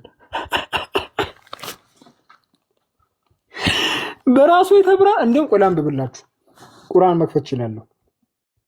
ሙተሸቢህ የሚባለው ኮንሴፕት እንዴት እንደመጣ ስታነቡት በቃ ዩ ዳይ ላፊንግ። እኔ ሲፒ ዩ ዳይ ላፊንግ ሲል እና አይገባኝም ነበር መጀመሪያ አካባቢ ላይ። አሁን ነው የሚገባኝ። ካሜራውን ላብራላችሁ። ሱረቱል ኢምራን ምዕራፍ 3 ቁጥር 7 ዘ ሞስት ፋኒየስት የቁርአን አንቀጽ ማለት ይሄ ነው። ሰው ይሄንን ነንሴንስ አምኖ እንዴት ሊቀበል እንደሚችል ይገርመኛል። ተመልከቱም እንደሚል እርሱ ያ በአንተ ላይ መጽሐፉን ያወረደ ነው። እርሱ ከእርሱ ማለትም ከመጽሐፉ ግልጽ የሆኑ አንቀጾች አሉ። ግልጽ የሆኑ በቃ ሁሉ ሰው የሚረዳቸው ናቸው። እነሱ የመጽሐፉ መሰረቶች ናቸው። ማለትም እስልምናን የተመሰረተባቸው ናቸው። ልክ አላህ አንድ ነው ምናምን እንደሚባለው ማለት ነው። ልክ እንደ ሱረት የአላህን አንድነት የሚገልጹ እሺ። ሌሎችም ተመሳሳዮች አሉ። ልክ እንደዛው ተመሳሳይ ደግሞ አንቀጾች አሉ። እሺ እነዚያማ በልቦቻቸው ውስጥ ጥመት ያለባቸው ሰዎች ማሳሳትን ለመፈለግና ትችቱን ለመፈለግ ከእርሱ የተመሳሰለውን ይከተላሉ።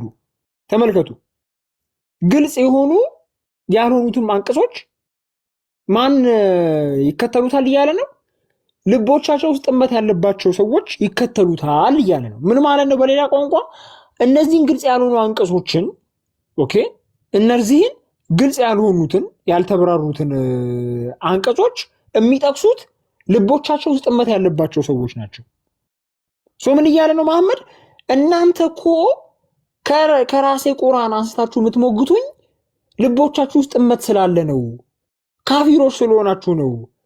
ኦኬ፣ ምክንያቱም እነዚህ አንቀጾች ግልጽ ያልሆኑ አንቀጾች ናቸው።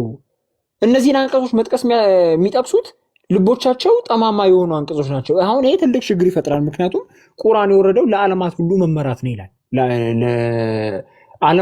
የዓለም ሁሉ ህዝብ እንዲመራበት የተወረደ አንቀጽ ነው ተብሎ የሚታመነው። ኦኬ፣ መሐመድም የተላከው ለዓለም ሁሉ ህዝብ እዝነት ተብሎ ነው። ስለዚህ ቁርአን ውስጥ ጠማማ ልብ ብቻ ያለው አካል፣ ጠማማ ልብ ብቻ ያለው ሰው የሚጠቅሳቸው አንቀጾች እንዴት ሊገኙ ቻሉ?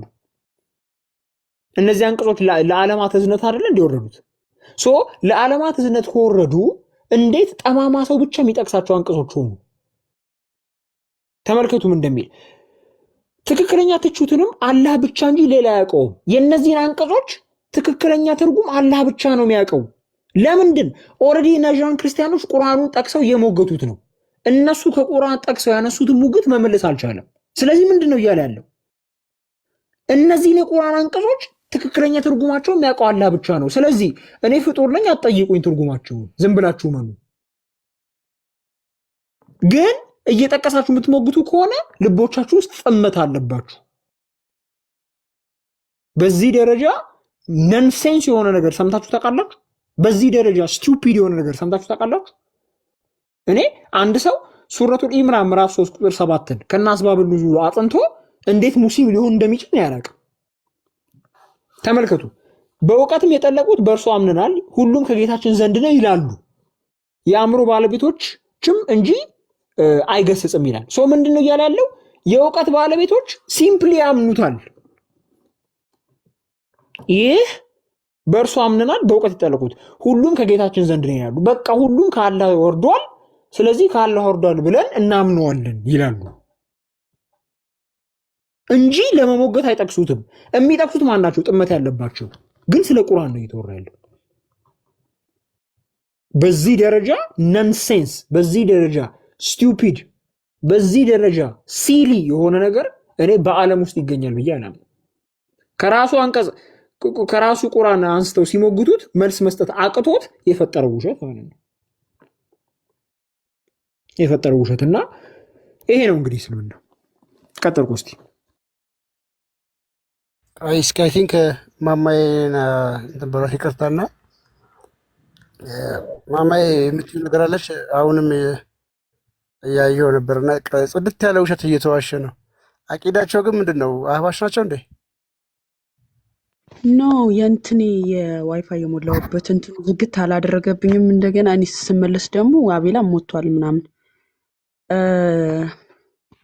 በጣም ነው እንትኖች ናቸው። ሰላም ብያለሁ፣ ግን ቅድም ሰላም ብያችሁ ስለወረድኩኝ ኖርማል እንትን ነበረ።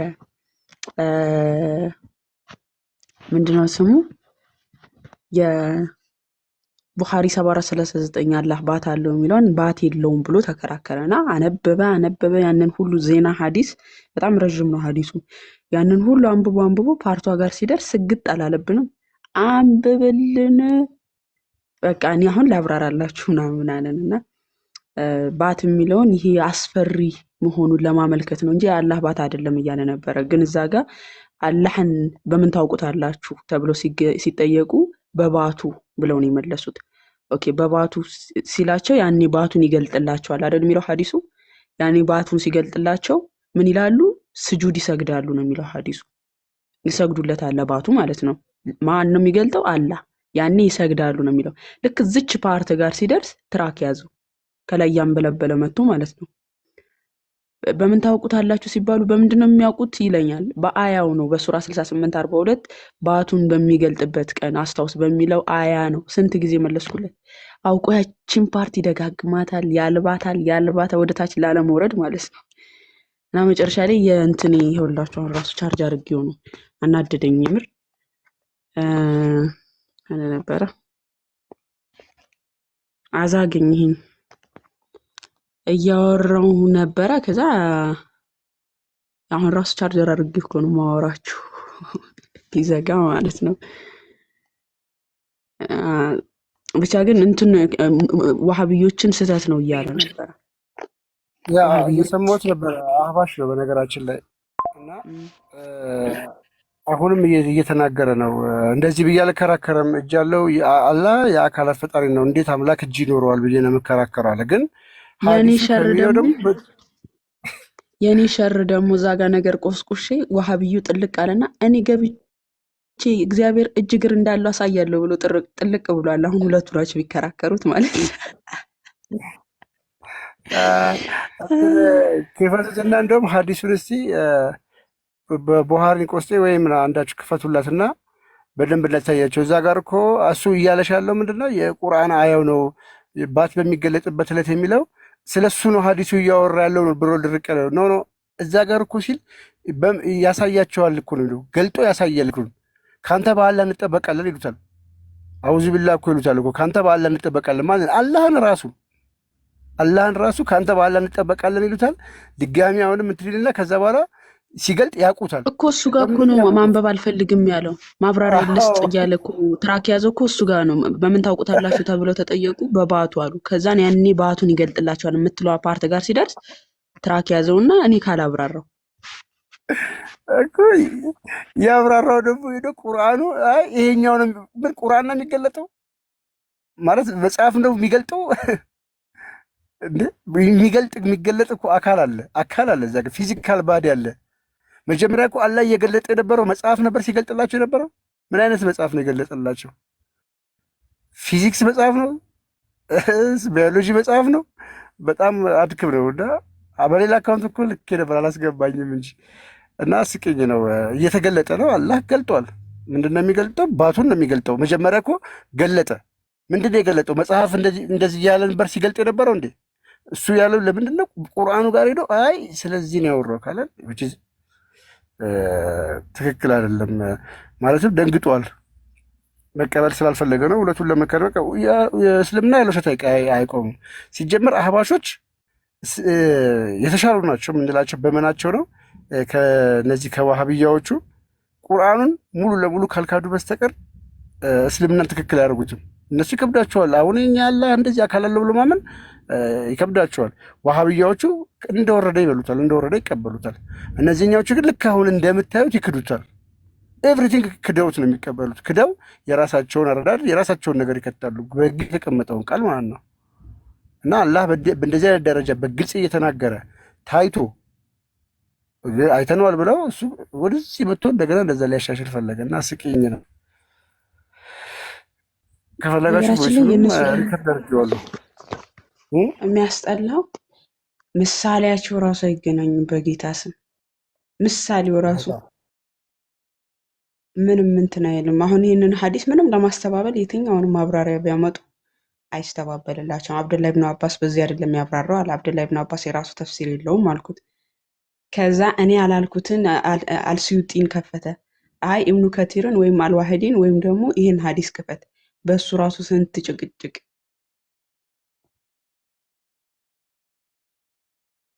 ሐዲስን ስለሚያውቀው እኮ ነው ደንግጦ ከላይ ነው የጀመረው እኮ እንደማያውቀው ሰው ሆኖ እኮ ከቅድም ጀምሮ እያየሁት እኮ ነው።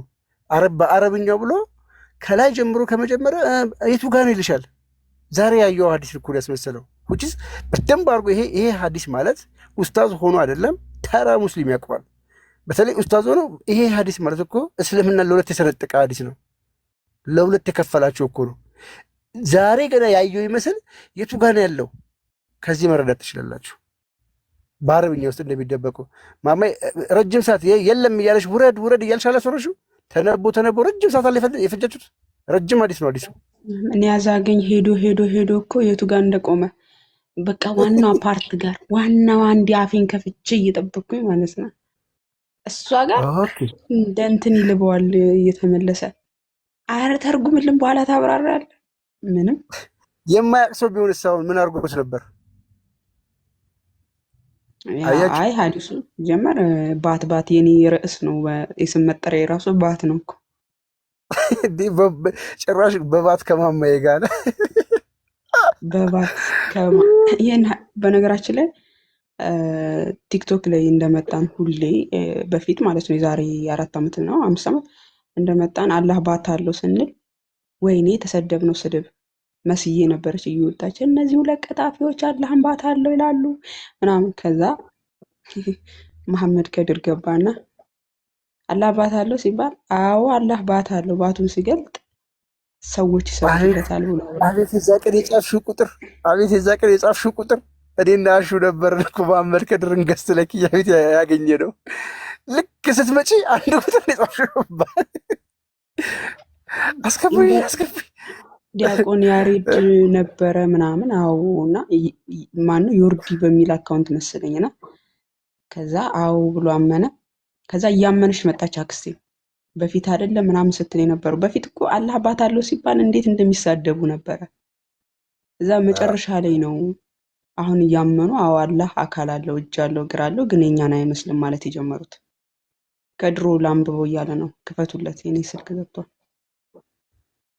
ኦኬ ክፈቱለት። ሐዲሱማ መነበብ አለበት። ሐዲሱ መነበብ አለበት። ፕላስ በደንብ ክሊል ለማድረግ ማለት ነው። ሰውየው የጃምፕ ያላት ቦታ በቃ እዛ የነበራችሁ እንድትረዱት የምንፈልገው ነገር ምንድነው? ይሄንን ሐዲስ የማያውቅ ሙስሊም የለም። ሰውየው ያውቀዋል። ማማዬ ባትሆንበት ሌላ ሰው ቢሆንበት አደናግሮ ምናምን ሊሸውር ነበረ። ወጥራ ስለያዘችው ውረድ ውረድ ብላ በመከራ ወርዶ ይህ ሁሉ እዚህ ድረስ ያን ሁሉ ሰዓት የፈጀው ምንድነው? በሆነ ነገር ለበረበሽ ነበረ። አልተሳካለትም። እዛ ጋር ሲደርስ ድርቅ ብሎ ወጣ። እሷን ፓርት ፈርቷት ነው ሐዲሱን ከላይ ካህናቱ የጀመረው ምን ሊጠየቅ እንደሚችል ስለሚያውቀው ማለት ነው። ይሄ በምንም ግልጽ ነው። ምንም እስልምና ለሁለት የተከፋፈሉበት ነው። አንዱ አህባሽ ወሃብያ ተብሎ የተከፈሉበት ነው። ሁለት የተከፈሉበት ስለ ግልጽ ነው። ከፈትላ ሳሚ የለህም አለ አሁን ምክንያት ትንሽ ነው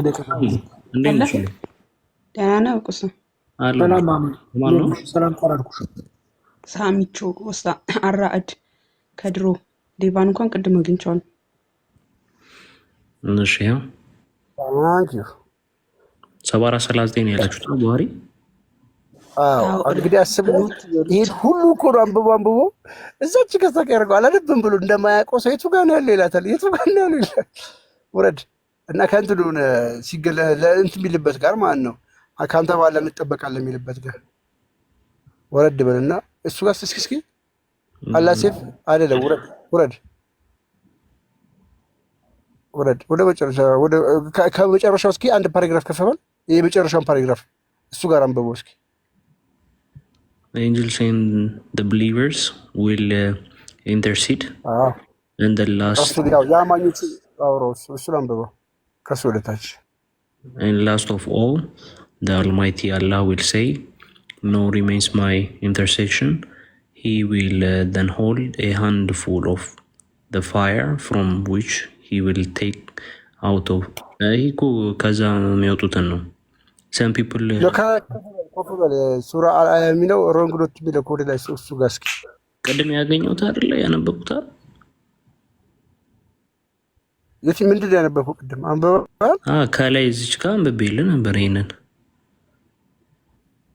ይሄ እታች ገብተው ነው ድልድዩ ነው። ከዛ ይሄው ነው ይሄ ነው እዚች ጋር ነው። then the Almighty will come to them in a shape of other than the one which they saw the first time. እዚህ ጋር መጀመሪያ ላይ ምን አለ? መጀመሪያ ካዩት መልክ በተለየ መልክ ይመጣል።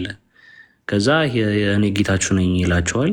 and they will say you are not our Lord፣ አንተ ጌታችን አይደለም ይሉታል።